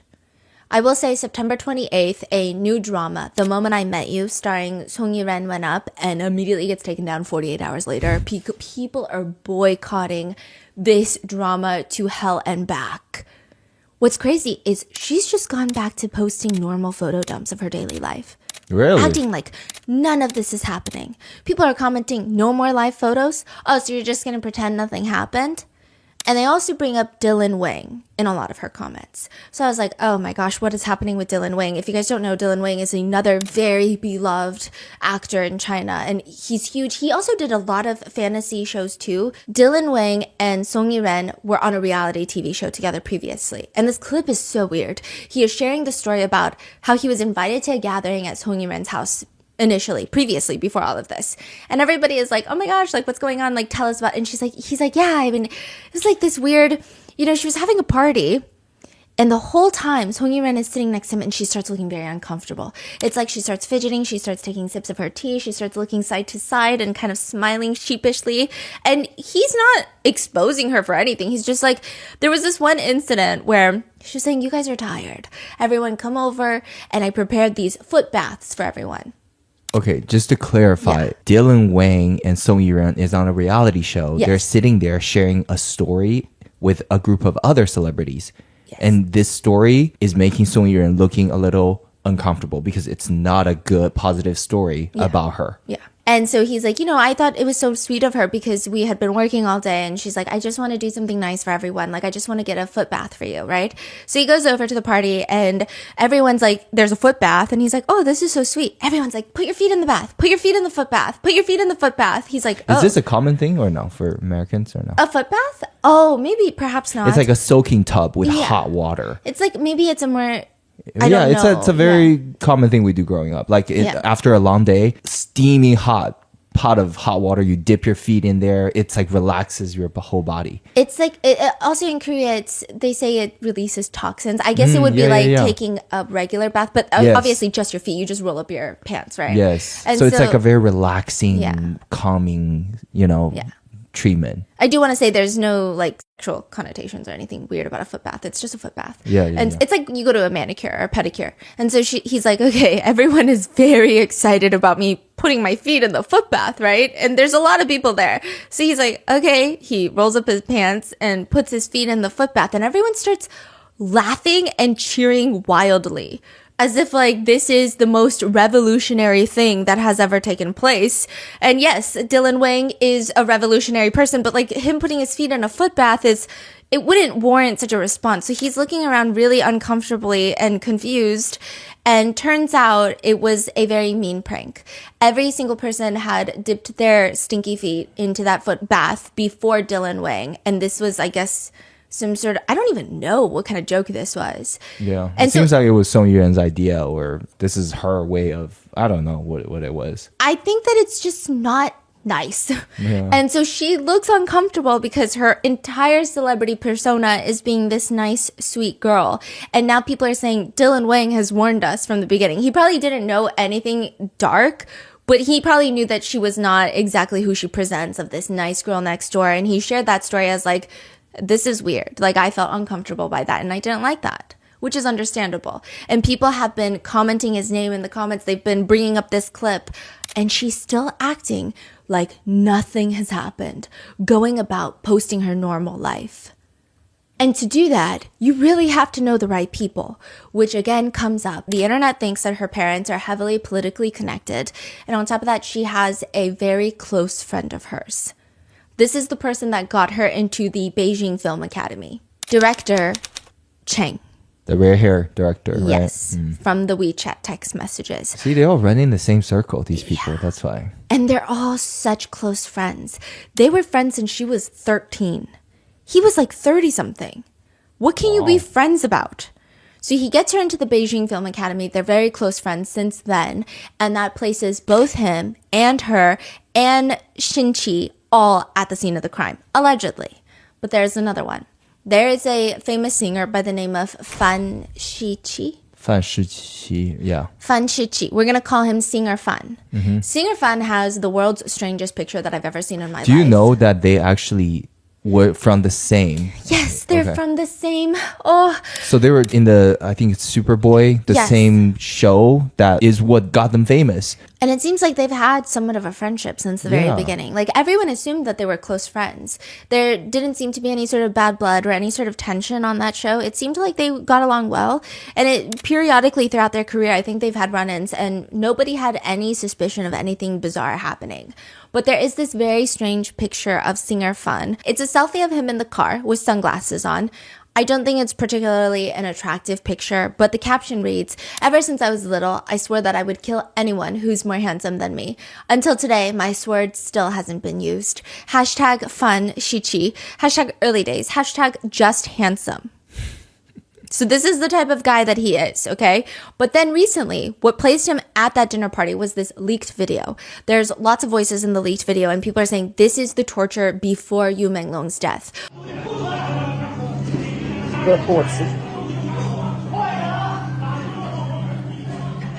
A lot of people are saying there's just no way that Yu Menglong died from falling off the 5th floor. That's been a huge conspiracy, is that people have this theory that he was tortured to either A, get information out of him, such as a USB. Remember, I went over that theory. People think that Yu Menglong finally found money laundering evidence between Xinqi and everybody else, and he downloaded it into a USB and said, I want out of this. I don't want any of this. I don't want to go to drinking parties with anyone. I just want to have a normal career. Keep me out of this. He brings the USB. They want to get the USB out of him. He swallows it, and they're trying to torture him to see if maybe he can spit it up. Maybe he needs to tell them if there's another copy elsewhere. That's been a huge running theory. Another running theory is that they're just torturing him because they like it, or perhaps they want him to consent to sleeping with them and he just won't. There's this audio, leaked audio, where you hear what sounds like singer Fan's voice, and it's saying, "You're lucky that I didn't beat you to death. As a man, it's just a little blood. What's the big deal? It's not a fucking thing." A lot of people say it sounds just like singer Fan, and it is a very venomous way of talking. I don't know if this is AI generated. I don't know. I mean, with cases these days, specifically cases where authorities will not come out and confirm or deny anything, it's getting so crazy with AI. The amount of times that we have to look for frame by frame to see if we can spot any sort of discrepancy that would indicate that it's AI generated. But even then, it's not like I specialize in discovering that. Like, I barely know anything. So it's just been so difficult, and then there's the fact so many. that we've run into even like there are real photos, and then people use AI to make that photo move. So now it's like, oh, that looks like the video because it looks just like that photo. And then we have to look frame by frame, and then we turn out it was AI, it was fake. I don't know how it's going to be in 6 months. I mean, 6 months is bad. Like 6 years would be so... Yes, so bad. This one specifically, I think it was, I was talking to you about it. It was the craziest thing. We were all sitting there and I was like, something about this is so weird. This is the video that gets singer Fan roped into all of this. He's saying all of this, and Yu Menglong, you hear dog howling, and then Yu Menglong's voice comes out, and it's the weirdest, calmest voice, and he says, "Oh, Fu Li is here to save me." Fu Li is his dog. So people were saying, listen to this entire leaked video. This guy, singer Fan, is torturing Yu Menglong, bleeding, making him bleed. He's like, oh, blood's nothing, right? And then the dog starts barking, and Yu Menglong is like, my dog is here to save me. And then you hear just seconds and minutes of the sound of a dog howling and Yu Menglong wailing, like sobbing. And it sounds like his dog is being tortured in front of him. 鸡巴什么呀？徒弟来救我了，没鸡巴打死你就不错了，他妈忍着点吧，没鸡巴事儿，大男人他妈流点血算鸡巴什么？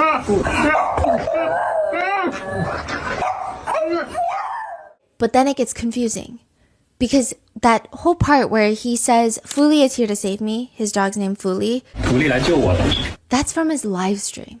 徒弟来救我了，噔噔，徒弟来救我了。 So we don't know how much of this video is accurate. Singer Fan saying that, it sounds like him, could be AI, but it sounds like him, but it could be AI. We don't know. And then this part seems like it was edited in, because it sounds just like him saying it in his live stream where he's cooking and then he sees his dog and he's like, "Oh, Fu Li is here to save me." And it's just calm. It doesn't match the tone of the rest of the video. But then when you have the dog howling and Yu Menglong crying, it sounds like him. Yeah. It sounds like him crying. So it's like, what is it possible that 80% of this video is true and the 20% is edited? Is it possible that 90% is true? Is it possible that only 50% is true? And if any part of it is true, that's already very alarming. And then there has been this conspiracy that's been running around, which I've been talking to you about like people saying, oh, well, it's been debunked. Well, has it really been debunked? Who said it's debunked? Another big problem with this case is there are speculations that the people in power, perhaps even the government, they take a very real audio clip and they intentionally fake it. Because they're like, this audio clip is probably going to get out there somehow. Someone's leaking information, so it's going to get out. So why don't we put it out first, but we insert some fake audio, throw it out there. Some internet sleuth is going to say, wait, this is fake. And now this whole audio that would have been leaked as real is now fake. Yeah. because we edited in this random little word in there Yeah. that So- you can hear from his other live stream. Yeah, that's a very easy way for them to invalidate anything that's even real, right? And it's a very smart way of doing it. Yeah. Because now it makes everybody question. And I see people fighting in the comments. So it's been a whole thing of like, how much of it can we trust even if it is debunked? And like, what part of it is debunked? It doesn't mean the whole video is debunked. We don't know. But it does connect to another leaked video. So in the video, people believe that singer Fan was torturing Yu Menglong and later tortured the dog in front of Yu Menglong, ultimately killing the dog in front of Yu Menglong. And the reason that people believe that part of the audio is real is because there's another video, a recording outside of Yu Menglong's residential window. And this is from allegedly a neighbor of Yu Menglong. And again, this could be fake, this could be real, this could be half fake, we don't know. But you just hear muffled wailing, and it sounds like Yu Menglong sobbing, "Fuli, I'm so sad, I can't do this, I'm so miserable, Fuli." Fuli is his dog's name. "There's so much blood, you killed my dog." I'm gonna insert the audio, but just a trigger warning, skip ahead maybe 30 seconds. I don't know how good AI content is getting, but the sounds sound very visceral. It doesn't sound like AI generated screaming. It sounds gut-wrenching.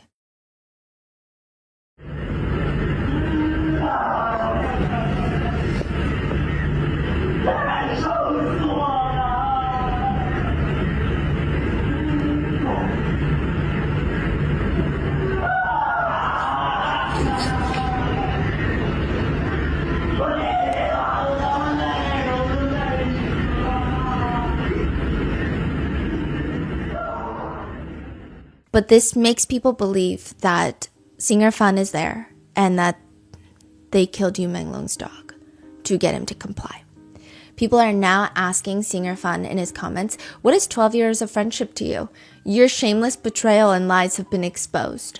But what's crazier is that 4 days after Yu Menglong's passing, singer Fan posts on Weibo, "I'm very happy. Are you guys happy? If you're happy, are you ready to meet me in Chengdu?" Which was for his next concert that sold exactly 15 tickets. The comments all read, "His friend is dead. What is this motherfucker happy about?" Ultimately, only 15 tickets were sold for that concert. They had to cancel the entire thing. His studio tried to make it seem like he had to cancel it because he's sick, but all the netizen comments read, "Oh, you're not feeling well? I hope you don't make it. Hope the disease defeats you ASAP. You must not get through this. Fighting." People think it's weird that he has not made any sort of big statement disproving any of this. And the one thing that people think could debunk that singer Fan is there, the dogs. If this audio is not real, then the dogs are fine. Where are Yu Menglong's beloved dogs? Like, he loves these dogs. An employee of the agency that Yu Menglong was signed with, the one that everybody hates right now, she's like, "I work at the agency, but I've been a good friend of Yu Menglong's forever." She says, "In fact, there was a time where I was really sad and I had some bad Yes. thoughts, and he was the one that stopped me. He was the one texting me. And so I don't believe that he would ever self-exit. So it must have been a drunken accident." Basically, that's her whole stance on all This of was this. like the message that we're seeing when this first happened. She's the first one to come out and say, "This could not be self-exit because Yu Menglong saved me Yes. when I had the thought." But she's so convinced that it is a drunk accident, which people are saying that doesn't make sense, because if you work at the agency and you are a so-called close friend of Yu Menglong's, you would know that he would not drink that much right before a CCTV giant performance that he has the next day on a government-run television program. So you would know that. People don't like her because the dots are not connecting. But some people are open to it. They say, "Well, if you're such a close friend, can you tell us that Yu Menglong's dogs are fine? Because then maybe we don't need to cancel singer Fan, and maybe we are cyberbullying him. Maybe he's innocent. Just let us know where the dogs are. Are they okay?" And she comes out to say, "The dogs are fine, okay? They're being taken care of by a close friend of Yu Menglong." What's very interesting right off the bat is that her posts are not being censored. Anyone asking about the dog, their posts are getting buried, it's getting deleted, Wow. it's getting wishy-washy on different platforms. Sometimes it goes down quicker than others, but she's doing full-on posts about Yu Menglong's dogs and being like, "Don't worry guys, Yu Menglong is gone, but his dogs are here and they're fine and they're with his friend." The posts are up. So people started asking, okay, well, if the dogs are fine, can you just ask that friend for a photo of the dogs? We just want a photo of the dogs to make sure that they're okay. A photo, a video just disproved a lot of things. Yeah, just give So us easy. time and date and a photo of the dogs, and we're good. And she starts commenting back, you guys are so weird. You don't think that you're so weird and ridiculous? When Yu Minglong was alive, you didn't even care about him, but now that he's gone, everyone cares about his dogs? What do you mean? That's such a bizarre response. Just give us a picture of his dogs. It's very evasive, to say the least. This lady is also allegedly very close with Kimmy before he passed away, suspiciously, and she just keeps repeating that all of this was a drunk accident and you guys are weird for wanting pictures of the dogs, for wanting proof of life of the dogs. She's a screenwriter for the agency, but others have been coming out to say, I don't think so. I think she's politically well connected. I think she is actually running a lot of the show behind the scenes, because the way that she's coming out to make these bold statements and claims, you're not just a screenwriter from the agency. Even the chairman of the agency stepped down because of all this happening. And this screenwriter gets to go online and say all sorts of things, and she hasn't been fired. They're just letting her do this. Are you the one running things? And to that, I mean, you could just play it off as a very goofy rumor. Like, if you are genuinely just like an employee at a company and people accuse you of being Jeff Bezos, it's just like this is so goofy. This is ridiculous. Like, I'm not even going to pay attention to it because of how unrooted in reality it is. That would be a typical response. But instead, she starts commenting like, someone who's saying stuff like that probably has never been inside of an office before. No common sense at all. It's very defensive. Yeah. Which makes people think, is it true then? It doesn't make sense. She's also very unhinged, I will just say. She goes on to post a certificate of a star that she had purchased. And she says, Prince has his own planet now. And it's just a picture of a star certificate. Yeah, like you know how you can purchase like a star, Yeah. in the space. And it's for Yu Minglong. And there is a giant star emoji on there covering something, which is already strange. And on the certificate, it reads, Dear Yu Minglong, you are everything when you are with me, and everything is you when you are not. Does that sound like just a thing that you do when you work together? Like you are just colleagues? You're a screenwriter for an agency. He's talent for the agency. Sure, you guys can have a friendship, but to put that on the star is very odd. People looked up the coordinates, and the star is, you know how she put that giant emoji covering it? People look up the coordinates, and that star is not just called the Yu Minglong star. It's Yu Minglong and her name together on the star. Then at the very end, there is another word. It's an Arabic word. I'm gonna butcher it. Like she literally named the star. It's almost like Stephanie plus Panda. Yeah. I think This is so chilling. Yeah. And she puts this Arabic word. Apparently it means like, you bury me. It's supposed to be a very romantic and somber way of saying, I hope to die before you so that you can bury me, because if you leave first, I can't live without you. It's like a very strong romantic gesture of like, I will not be okay if you're gone. So you must be the one to bury me.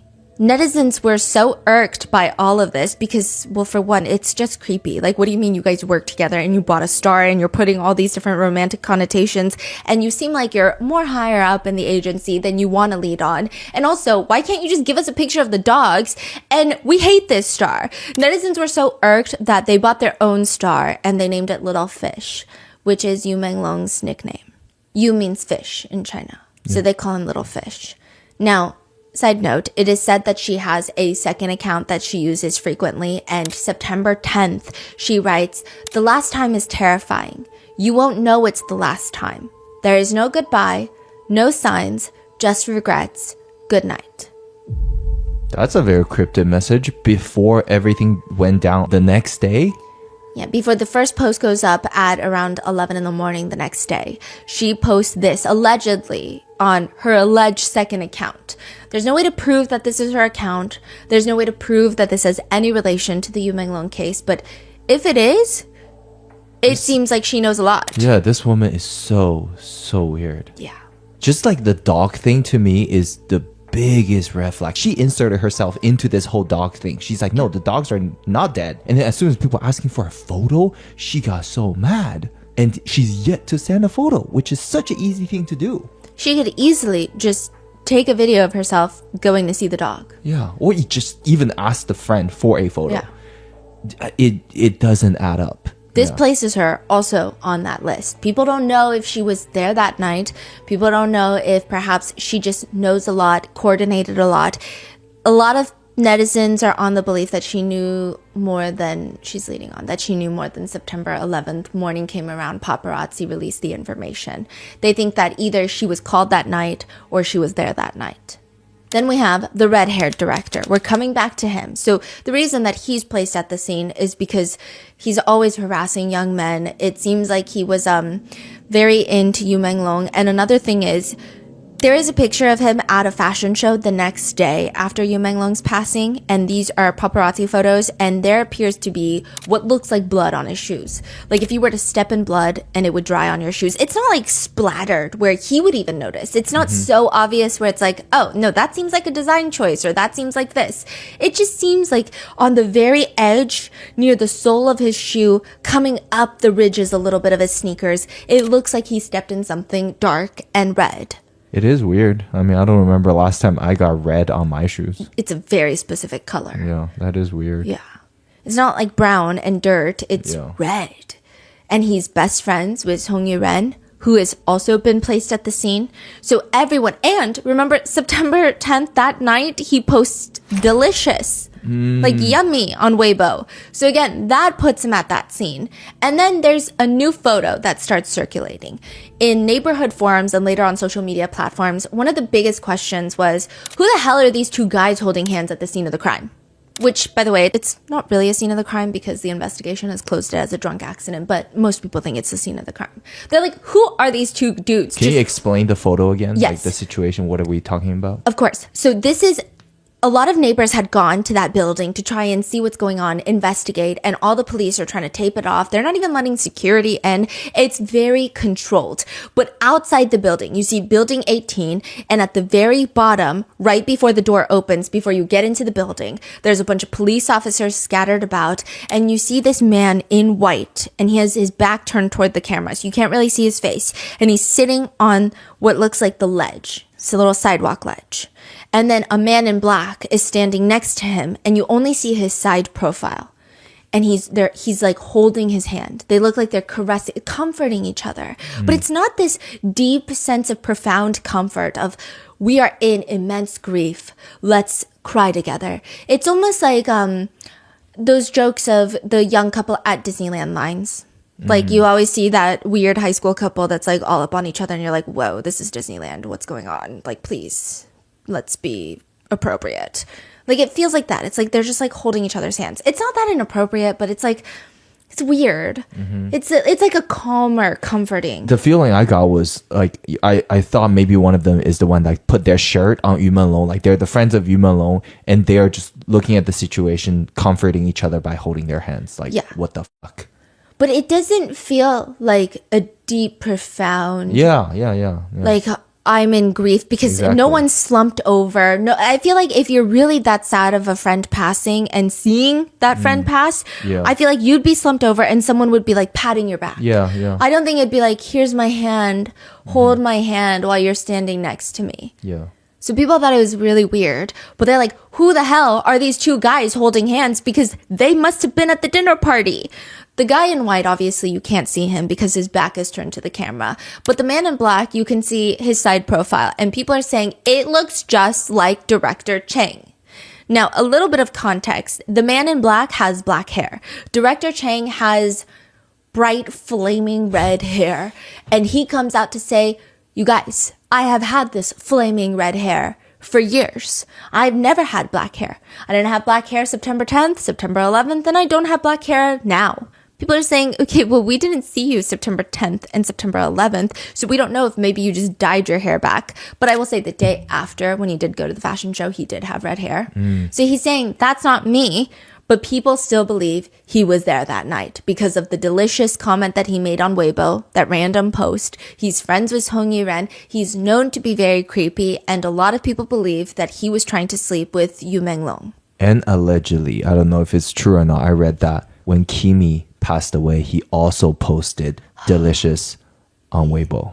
Not only that, he was obsessed with Kimi as well. People are Really? saying that his obsession moved on from Kimi after his passing to Yu Menglong. He was obsessed with Kimi, still posts about Kimi on his anniversary of his passing, posts all sorts of nonsense. And this has actually been a huge point of contention. After Yu Menglong's passing, he posts about Kimi. And people are like, why is he posting about Kimi? Because it's making him look more suspicious. So not only do we think that you are connected to Yu Menglong's passing, we also think you're reminding us that we think that you're connected to Kimi's passing. Yeah. Why would you because- do that? Yeah, because the whole world thinks you did this to Yu Menlong. And you brought up another singer that passed under very... Suspicious Yeah. circumstances.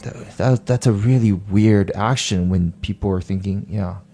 People are thinking that's his way of telling people, the very powerful people, you know you need to protect me. Because he's getting a lot of the heat. Him and Song Yu-ren and the singer Fan are getting a lot of heat right now. Because there's just a lot more to dig through. A lot of the other people, yes, they're powerful, they're well connected allegedly, but Oh my God, there's that not makes a lot so of much sense There's now. not a lot of conversation about them because you don't really know Yes. that much about them. You don't have them doing interviews, you don't have them doing outrageous things on camera, you don't have my social God. media posts. So the to message study. is not for the public, it's for those people Yeah. who's involved, allegedly. Wow. It's the allegation is like, hey, you remember what I know? Let's not forget what I know. What exactly is he posting? Do He's you posting know? about, like, I've talked to Kimi's parents, posted this video because he should have turned 37 this year, but he's gone.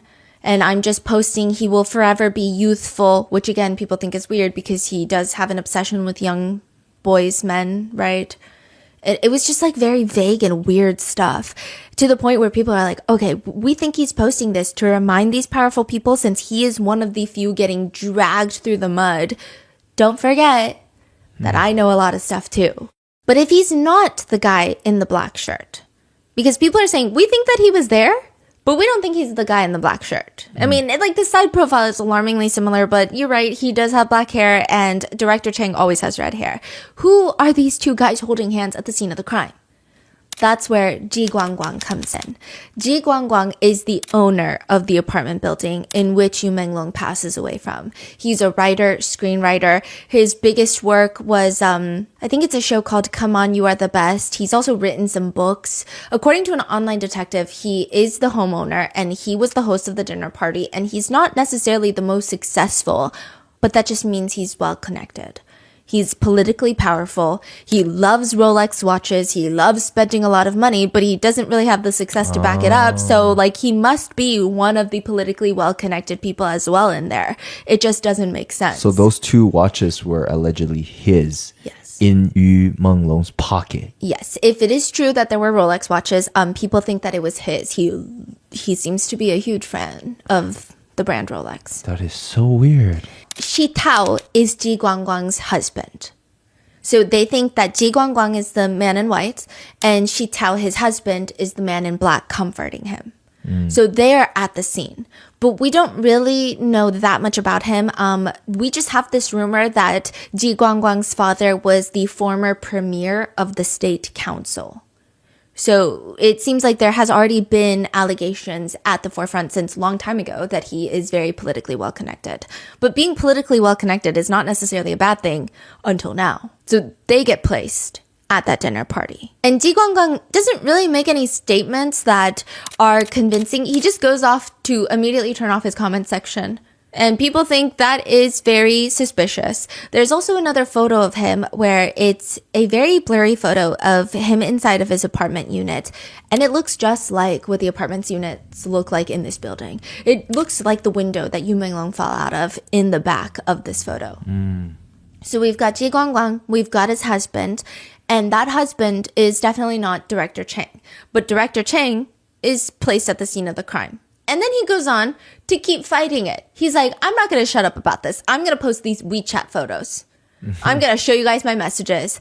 And that is how Tian Hairong gets placed at the scene of the dinner party. The billionaire widow yeah. that allegedly also wanted Yu Yu Menglong. Menglong. Tian Hairong, her husband was at one point one of the richest men in China. He went to prison for money laundering. He died suspiciously in prison, and she inherited billions of dollars. She has been friends with the red-haired director for at least the past 20 years.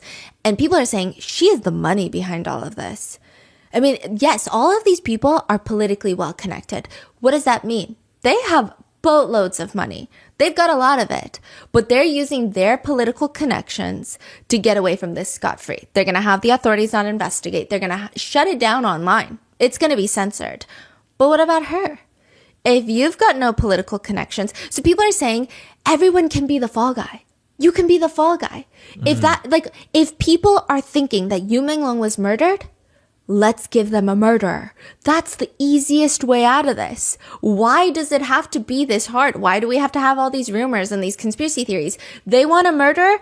Give them a murderer. That's usually what bad people do. So why is there no murderer being placed at the scene of the crime? Why is there no fall guy? And so you've got people thinking, okay, well, maybe Song Yiren was just a madam that was working in the business, but people are like, there's no way, because then she would have been the easiest fall guy. Shin Qi, he might be related to the head of the administration, so there's no way he's going to be the fall guy. Director with the red hair, he's telling them straight up, allegedly online, I've got so much information, you don't want me to be the fall guy. Same with the manager, Yu Menglong's manager. Maybe they know too much information. Then you've got Ji Guangguang and his husband. Perhaps they're so politically well connected that they're not going to go down for it. And now you just have Tian Hairong. She's a billionaire, but it's a little bit different in China where billionaires have so much power. They do, but they don't have as much power as they would in America. They are still subject to the head of the administration. At the end of the day, they are not the top dog. And so why can't she go down?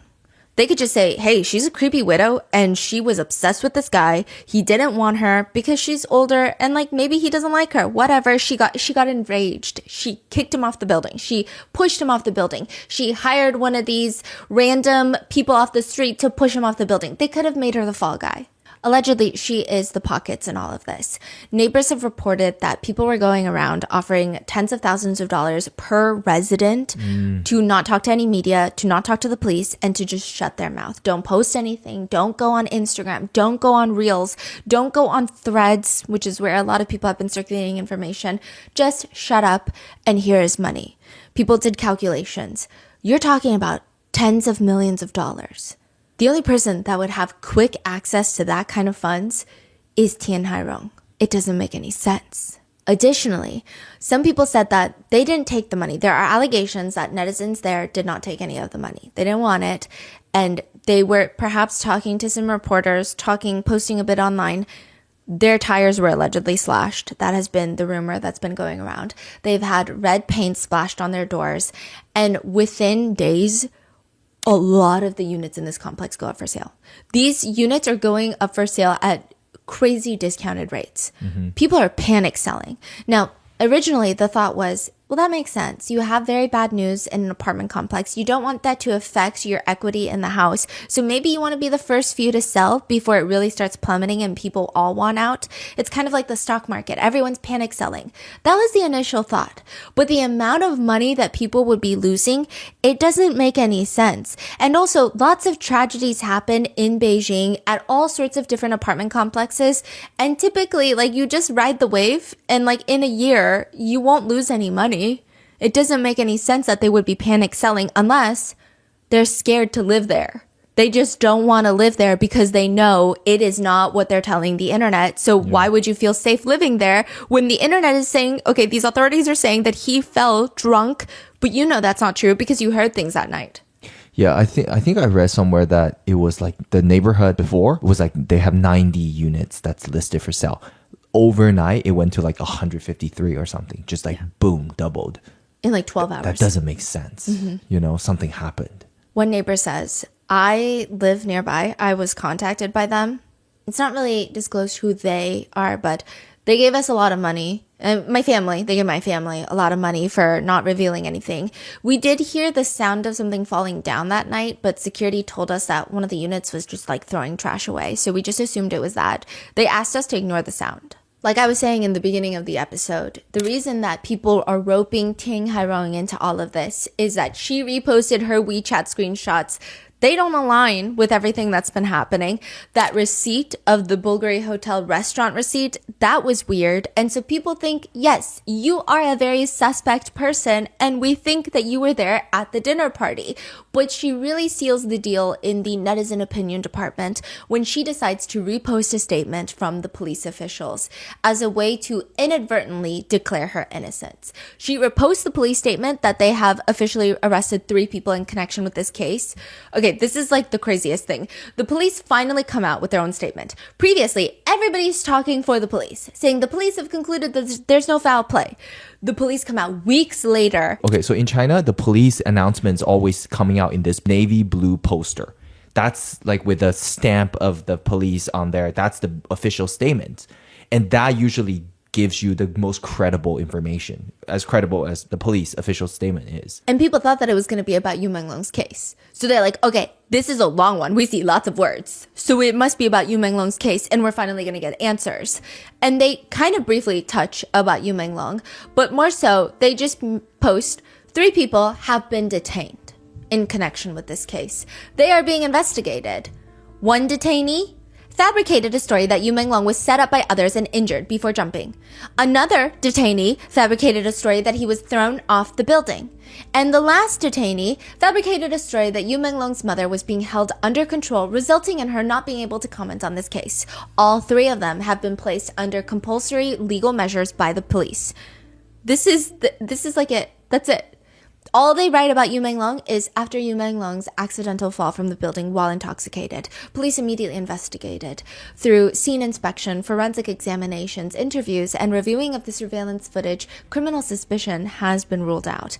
The investigation results were shared with the family, who have raised no objections. Yu Menglong's mother has also issued a statement through the studio's official Weibo account. We're going to get more on this mother's statement later on, but people are just saying, I mean, it does not take that many neural pathways to figure out that this statement is not going to be received well. Within an hour or so, there are almost 100,000 comments left under the official post, but only like 8 of them were viewable to the public. Wow. People have gone to repost it, and a lot of those comments read, "You should spend less time on social media and more time investigating crimes. What should I pay attention to if my friend invites me to a dinner party at their apartment in Beijing? Hey, so you guys saw nothing on the 5th floor? No stairs, no elevator, no surveillance cameras? Like, are we seeing anything?" Other people comment, there is never any sort of drinking party, only other types of parties.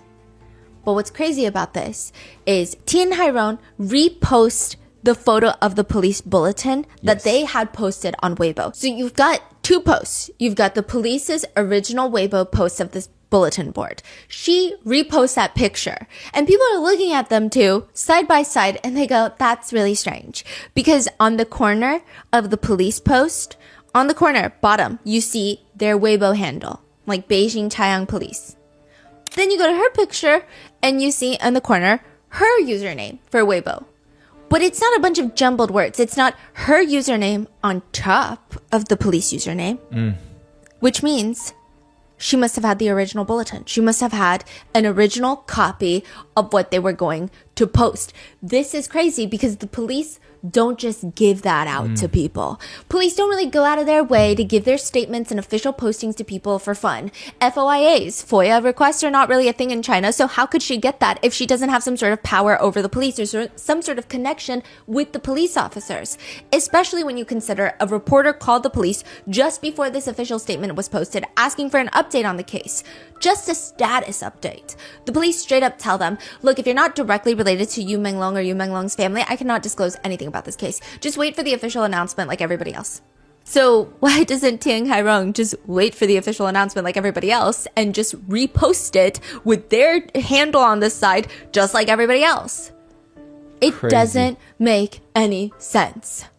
Especially when you consider that doesn't get censored, but all these different bloggers who are reposting leaked information or even journalists sharing what their sources have told them, their accounts are getting restricted or banned on social media. Fishermen on Weibo, Little Red Book, Douyin, they've all been banned. A lot of them have been deleted. Fishermen are coming out and saying, I'm trying to make a living selling fish. I go out into the deep ocean, deep sea fishing. I come back, I make little doings, I make little TikToks to bring people to my dried fish store on TikTok shop. And I have been banned. I've been suspended. Because Yu means fish, and so people trying to get around the censorship, instead of saying Yu Menglong, they've been calling him little fish.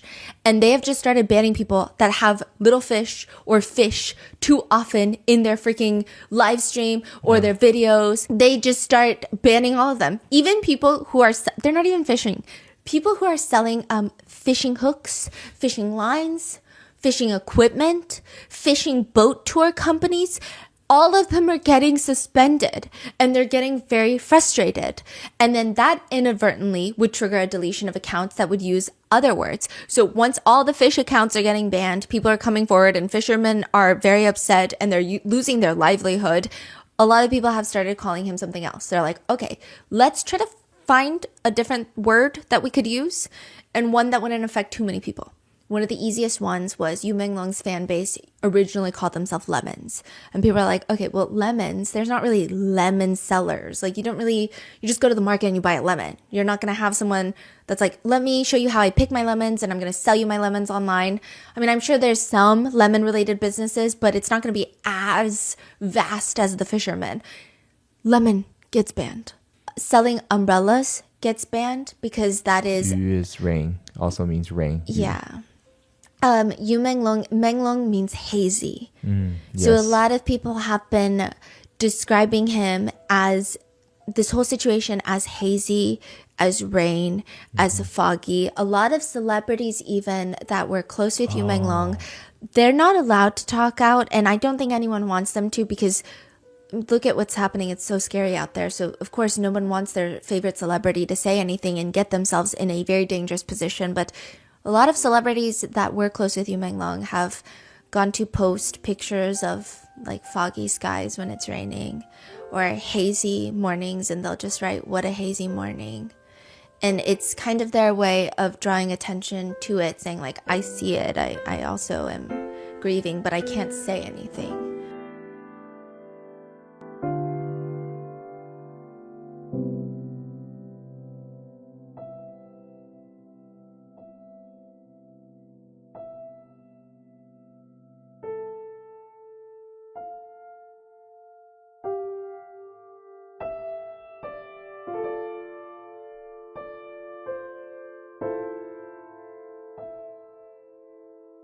People have been banning selling umbrellas, lemons, fish, catching fish. It said that if you are doing any of those or saying any of those words, even if you're not talking about Yu Menglong, if you're going at the fish market and you're talking about the different types of seafood that they're selling there, it's likely that your live stream is going to lose internet connection. One netizen jokes, but not really, it's depressing. They say, yeah, soon enough, they're probably going to even ban selling fish at the market at this rate. A lot of Chinese people actually have a term for all of this, and they say it's a serpent eating its own tail. And that's how a lot of times censorship has been described. And like, I do want to say, I think we're lucky to live in the US where censorship is maybe not as obvious of a problem, but censorship exists everywhere. Like even in the US, like there's no such thing as, I don't think there's any country that does not have censorship to any varying degree, but they say that when censorship gets really bad, it's a serpent eating its own tail. Because something is getting censored, naturally it causes everyone to wonder, why the hell is this getting censored? Which then leads to a bigger conversation of the intent of the censorship, the conspiracy theories, the dark, different allegations and suspicious points, which again, could not be true, could be absolutely true. We don't know, but this cycle starts and the conspiracies get darker and bigger. And then that conspiracy getting censored almost adds credibility to the conspiracy, and it's a serpent eating its own tail. And it's like this vicious cycle of just, we don't know what's true, and everyone just gets hurt in the process. And it's not even like the government really benefits either. And it instills a lot of fear in citizens. I think the reason that people are very upset about this case is I think there are lots of people who just love Yu Menglong, and I think there's a lot of people who just don't like injustice. But there's also this extreme fear in citizens of, if even this celebrity Yu Menglong's death can be covered up, so to speak, what about literally every other citizen who does not have 25, 26 million followers who care about their well-being? Who cares about them? One comment reads, if it truly were just an accident, why such heavy-handed censorship? I just don't get it. And on that note, I'm going to go through some of the rapid fire conspiracies that do get a little bit more off the beaten path. Like, these are conspiracies that I probably don't see as frequently connected to any other case. I think that there were times where I would get into going down the rabbit hole for these theories, and then I would have to pull myself out, and it felt very disorienting because while it does seem very detached from reality, I don't even know what to believe anymore. It's just gotten that weird. Some accounts have taken it a little unhinged. There are theories that because Yu Menglong's birthday coincides with the head of state, that he was used as a sacrifice. People have pulled a clip of the head of the administration in China stating that he believes that soon people will live to be 150 years old. And that has drawn a crowd of people to believe that there are ritual sacrifices being performed for the rich and powerful. And I know it sounds crazy, but we have the same exact conspiracy theories in the United States with child sacrifices so that the wealthy could get wealthier and that they can have more success and all of these. I think it's just embedded in a lot of humans because I guess that's just what we expect from power. And they say that you can deceive the king of hell and extend your lifespan if you find someone whose horoscope matches you and you guys have the same birthday. The king of hell gets a little bit confused. So they're like, oh, I guess you're already dead. I'm not going to look for you on earth to bring you back down here. That person, they say, is known as the living mummy, living until it's time for them to be sacrificed. They say that he was killed on September 10th because it coincides with the end of the blood moon. So they think that this was a sacrifice for the head of the administration. Again, it sounds like a very crazy theory. I think we've had similar theories happen in the United States. There's no way for me to even give you any sort of concrete evidence for this type of theory. I don't know. Then there is the 798 Cube Art Museum that comes into question a lot. About 2 weeks after Yu Menglong's passing, it was recorded that someone had logged onto his Weibo account and the amount of posts that he had on his Weibo went down. So 2 weeks after he passes away, someone just deletes one thread of photos?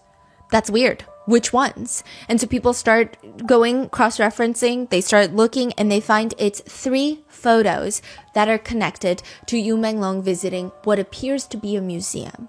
It looks like, it actually kind of looks like he's in a rug store.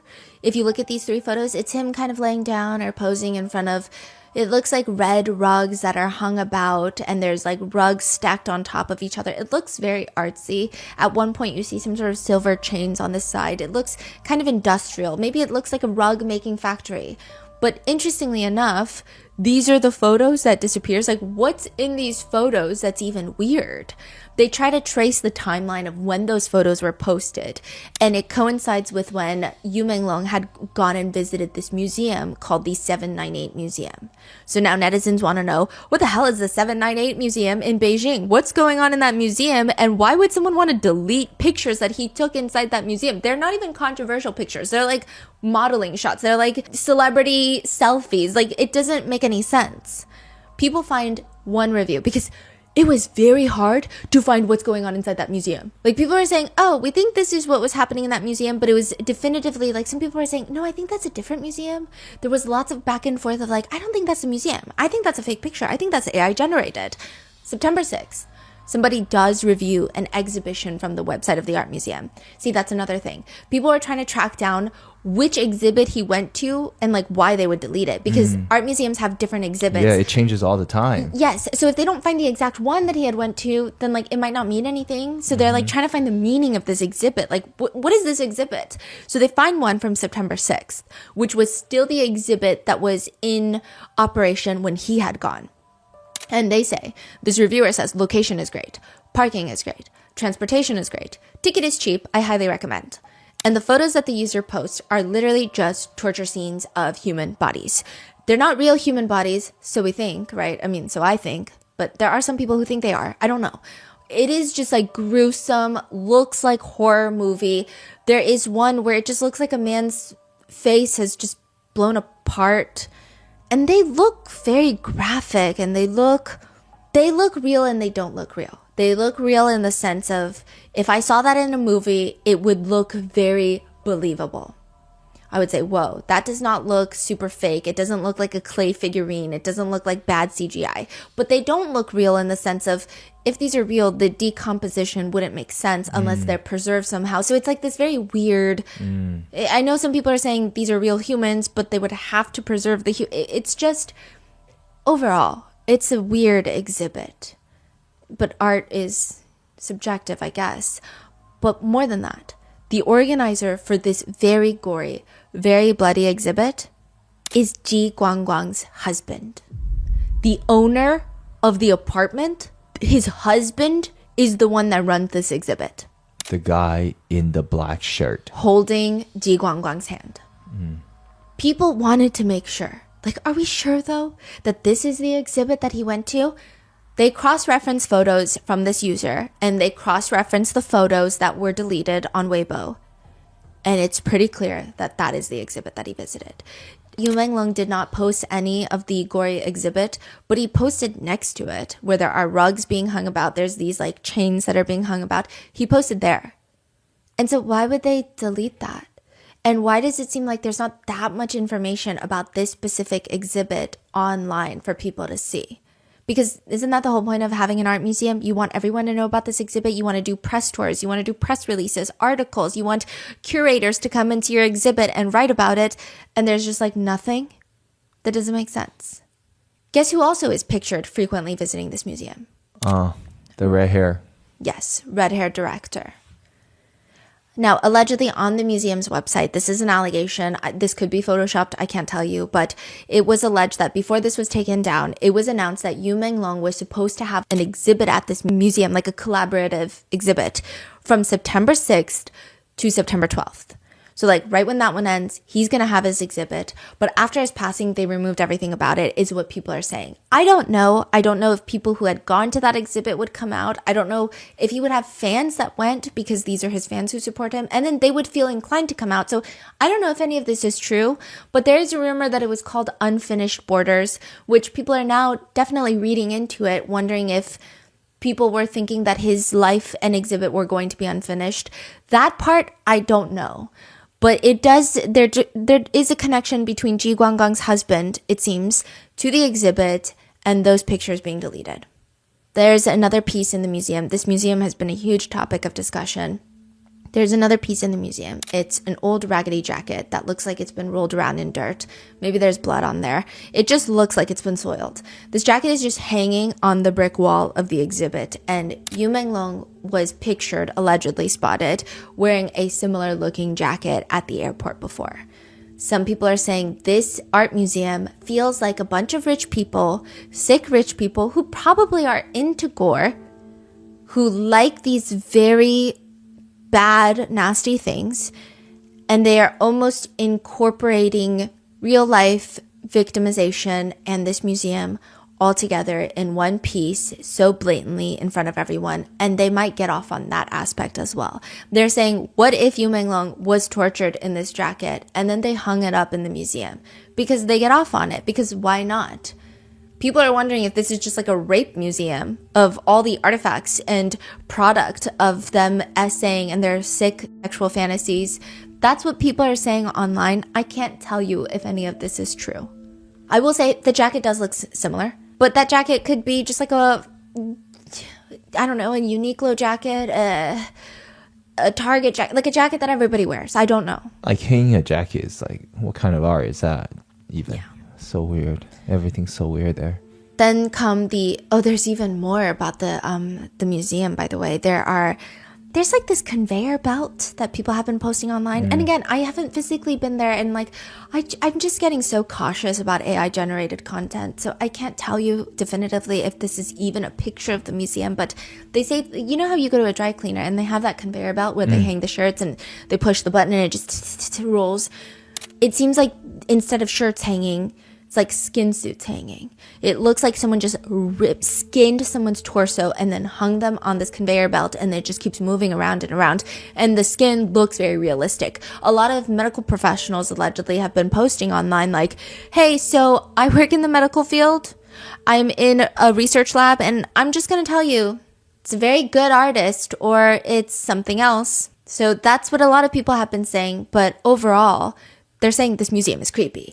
Another one is there was this one exhibit, a picture going around of an alleged exhibit, where there are just so many shoes. It's not a pair of shoes. Just imagine if you were to just buy one shoe of every pair and fill an entire massive grand ballroom with it. And then each shoe is tied to a red string and they all go up into the ceiling at one focal point. And it's like this mammoth sized red string shoe. It's very eerie because of how much string there is. You can't even see through the string. And then also it's eerie because you're human and you're like, why is there only one shoe? Why isn't it a pair of shoes? Whose shoes are these? Where did you get these shoes? The shoes look lived in. They look like people wore these shoes for a very long time. So whose shoes are these? People are pointing to one specific shoe, which they believe, they are alleging, this is a conspiracy theory, that is Kimi's shoe. They said that he wore shoes like this very often, and they think that that is his. And like we said, the red-haired director was always seen at this museum, and he was seemingly obsessed with Kimi.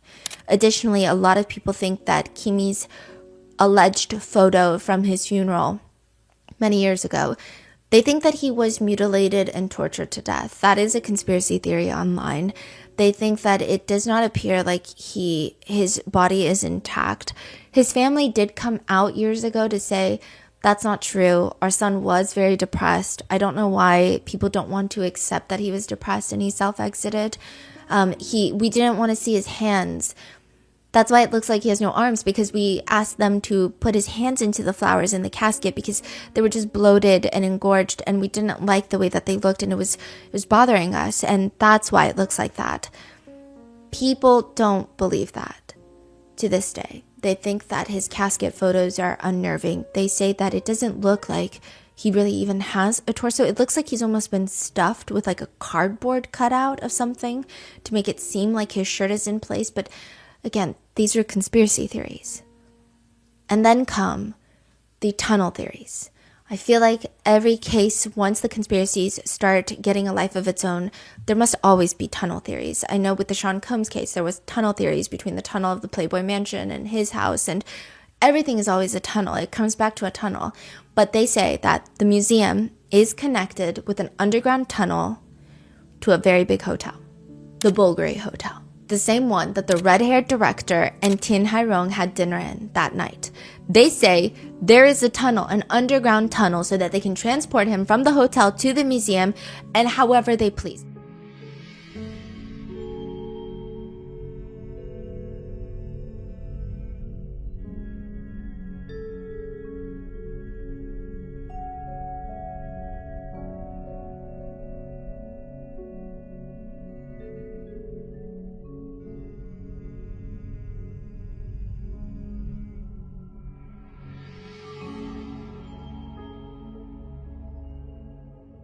I will say when you look at the map, they do seem like in some sort of perpendicular parallel line. But again, cities are built on perpendicular parallel lines, so it's not necessarily the most alarming thing, but I don't know.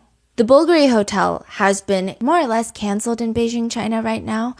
There were a few videos that came out from people who claim to have been in that hotel during that time of, well, a little bit before Yu Menglung's passing. And they say that it was weird because you checked into this 5-star hotel, one of the alleged reviewers, and they were in the hallway. They hear screaming. They hear all sorts of things. It sounds like someone is getting tortured. And there's like little red droplets in the hallway floor. They zoom in on it. It looks like blood. So people are saying that sounds like the people who were allegedly with Yu Menglung. That seems to be connected. Then another person posted another video allegedly at the Bulgari Hotel, but they don't even say that it was at the Bulgari Hotel. They say this is leaked torture video and audio of Yu Menglung's passing.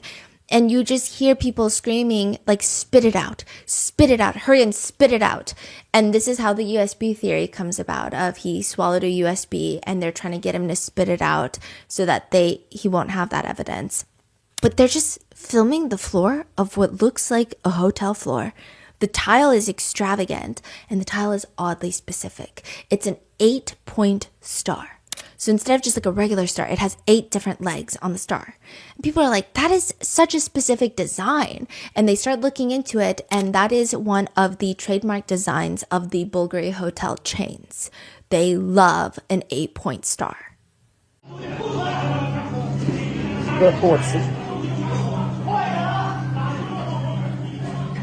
And that is how the Bulgari Hotel, the museum, they all become points of captivity in this theory of what happened to Yu Menglong, as well as the residential building. Most of the 17 people have denied any sort of involvement. I just went through the core group of people, but all the other ones, there's not as strong evidence tying them to. These are the main ones that people are focused on. They have denied any sort of involvement. Some of them have come out to say they don't even know Yu Menglong. To which netizens are now, I don't want to say they're making jokes, but they're sarcastically asking all these people, oh, nobody knows him?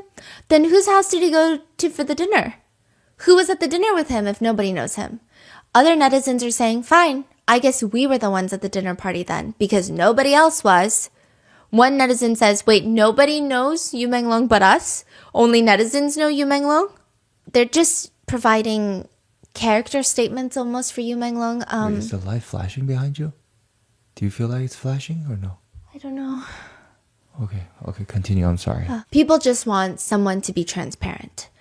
And someone maybe is. September 12th, the day after Yu Menglong's passing, someone claiming to be Yu Menglong's cousin comes out on Little Red Note to release a statement that very quickly gets banned, but it reads, I'm Long Long's cousin. Long Long is Yu Menglong's nickname. Right now, Auntie, Long Long's mom, and several other relatives are in Beijing, keeping watch over Long Long's body and waiting for the police's final investigation results. The autopsy results haven't come out yet. Auntie and the other family members landed in Beijing late in the night of the 11th, and the family is mainly focused on taking care of Auntie, so please don't worry. And he goes on to list a few very strange things. First of all, nobody alerted the family. This is what the so-called cousin allegedly claims. No one alerted the family that Yu Menglong passed. They found out through social media just like everybody else on Weibo. The cousin claims a few things in this post that are alarming. The police said that it was an accidental fall. According to them, what happened was pretty much what the media reported. So he's saying like the police haven't given any of our family members any additional information. They say that they were drinking at the friend's house until around 4 a.m. And then Long Long went into the bedroom, locked himself in the bedroom. And then at around 6 a.m., 2 hours later, the dinner party guests, they decide to leave and they go downstairs and they discover that he had fallen, and a neighbor walking her dog also discovers that he had fallen, and the police are called to the scene. Police take statements of everybody there, and everybody said that they were very close friends of Long Long.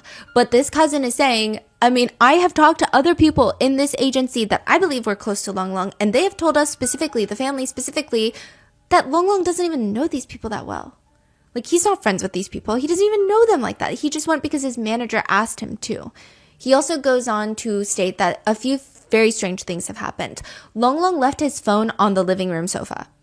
So he goes and he locks himself in this guest bedroom of a person he doesn't even really know. Because again, they're like, we don't even know that he knows these people. But he's going to sleep over at their house after getting wasted? It doesn't make any sense. And then he's going to leave his phone on the living room sofa and then go into the bedroom by himself. He also states that there were footprints on the windowsill where he fell. There were dust on the screen window that was found underneath his fingernails. There were marks of his feet scraping the screen window downstairs. He says that police spoke to the neighbors and all they know is that there were like 3 bottles of liquor and 3 bottles of beer that were drunk, but there were no signs of drug use. Like, there was security cameras in the hallway captured everyone going upstairs, but nothing else. They didn't capture the fall. They just happened to be not working that day. That's what the alleged cousin, claims. The cousin also claims to say that statement that was released by Long Long's dissolved agency, that was written by the police and posted at the police station. He's saying this is weird. Like, it just doesn't make any sense. He's saying like we're not really learning anything. And after arriving, police asked for the entire family members' mobile and WeChat numbers, and the hotel that the family had to stay at, they couldn't even book it themselves. They were like, no, the talent agency must book the hotel for the entire family. And we need to know which hotel and we need to know which rooms you guys are staying in, just so we can coordinate better if we need to reach you. But he's just saying it feels kind of weird. Additionally, he alleges that Yu Menglong's apartment where he lived in, family members aren't allowed in. Which, if this is a drunken fall, it's not a crime. Why can't they go into his apartment? It's not taped off. It's not a crime scene. He ends the post with, I understand a lot of this is necessary for the investigation and handling to control the media attention, but there are still so many things that I just really cannot understand. Initially, people believe that this is not Yu Menglong's cousin, that this is some random liar on the internet. But the cousin, alleged cousin, goes on to post a family photo which includes Yu Menglong in there.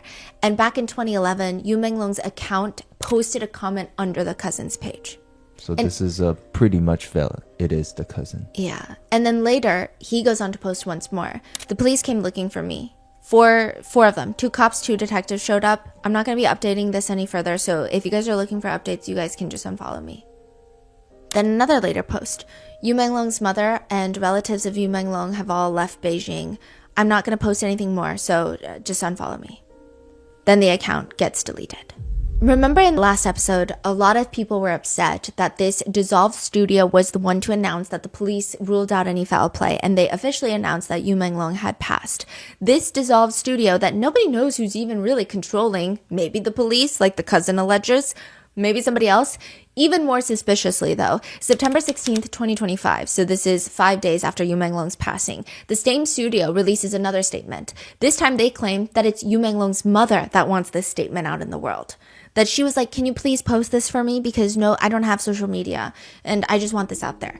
This is her alleged note to the public. In the recent days, I have suffered enormous pain. My beloved son, Yu Menglong, accidentally fell to his death after drinking, leaving us forever. This sudden tragedy has plunged us into deep grief. Police have informed me of their investigation results and all arrangements have been completed. I hope everyone will look at this accident rationally and stop making guesses. I also hope to return to a peaceful life as soon as possible, carrying my memories of Yu Menglong and living each day as best as I can. I believe this to be Yu Menglong's wish.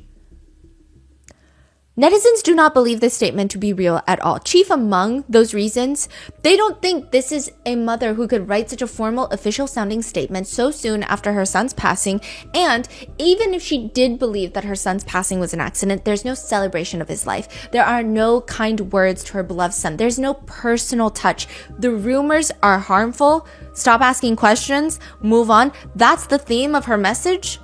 After her son passes away, it just doesn't make sense. And he's only spoken fondly and kindly of his mom. It doesn't seem like they had bad relations at all. It seems as if the entire message is, stop asking questions, don't investigate, let's end it here. Which is interesting because another letter starts circulating, and people believe this to be Yu Menglong's mother writing this letter. There is a red thumbprint, so it's like a signed letter. And again, this could be anybody's thumbprint. Who's to say this is Yu Menglong's thumbprint? But you tell me which one sounds more like his mother. To all the kind-hearted and righteous people from all walks of life, I am Yu Menglong's mother. In this moment, with heart-wrenching grief, I am telling you the truth about my child's tragic misfortune, only hoping to seek a bit of justice for my wrongfully deceased child. On September 11th, 2025, my child left me forever.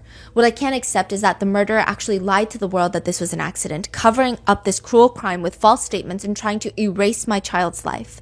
They fabricated lies, confused the public, and attempted to escape legal punishment by relying on their power. But they forgot that a mother's love and memory for her child will never be covered up by lies. I have in my hands key clips before and after my child's accident, testimonial records of insiders. This is sufficient to prove that my child's death was by no means an accident, but deliberate harm. Since my child has left us, I have sought help countless times, only hoping that the murderer can be punished as he deserves and that my child can rest in peace in heaven. But so far, the murderer is still at large and even tried to suppress the truth and block my demands. I know my power is meager, but I am unwilling to give up. My child was once so sunny and so kind, and he should not leave this world with any grievances, and even less should the murderer downplay his life with the word accident. I earnestly implore every conscientious person, if you have ever known anything before or after my child's death, and if you are willing to speak up for justice, please help me. get justice so that more people can know the truth. I also earnestly implore the relevant departments to face my demands squarely, thoroughly investigate this case, let the evidence speak for itself, let the murderer pay for his actions, return justice for my child, return clarity to the world. I am willing to be responsible for every word I say, only hoping to comfort my child's spirit in heaven and let him know that his parents have never given up seeking justice for him. I don't know which one of these is real. I don't know if either of these are real, but if you had to choose, which one sounds real? And then there are speculations that the mother has been detained. There are also concerns that soon, if this conversation keeps going, that the authorities are going to start sharing information that looks badly on Yu Menglong. There has been growing accusations, not accusations, but there has been this alleged leaked document that has been going around with the official Beijing public security seal in the corner, and it claims that Yu Menglong was under investigation for child molestation. Nobody believes it, and I know that these are things that we should not cast doubt on, but with everything I've told you so far, could you believe this without further proof? Yeah, what kind of person would like make something like this, right? This is crazy. I don't think there's anyone online that actually believes this. So one person just comments, it's really depressing that he tragically dies and then he becomes an enemy to the government overnight, but nobody knows why. There is a video of Yu Menglong where he is seen interacting with kids, and people are saying look at him. He says in the interview, if I didn't get into the entertainment industry, I would have become a teacher. A lot of people have come forward to say really amazing things about him. His former middle school teacher has come out. 这是我的学生，我还记得啊，他的英语学得特别好，他的理科呢要差一点，但是呢，有时候把他叫到办公室去，提到他的作业做得不好的时候，他总是笑眯眯的，你就没有办法用这个狠话去批评他，因为他总是那样温和的。这个事情我可能会一直要带到余生都要去关注了。前几日开始吧，就是给自己安排了一个任务，每天呢发一个朋友圈，然后每天发一个不一样的，不是为了让别人点赞，就是想让别人知道啊，看到的啊，他的点点滴滴呢，我把它保存下来，然后每天发一个不一样的。不是为了让别人点赞，就是想让别人知道啊，我们新疆走出去这样的一个好青年，他捐款过，而且还支教过，因为又有多少青年能做到这一点呢？ It seems like a lot of people say that he likes to live in harmony with the world. That was his energy. He was never super extroverted.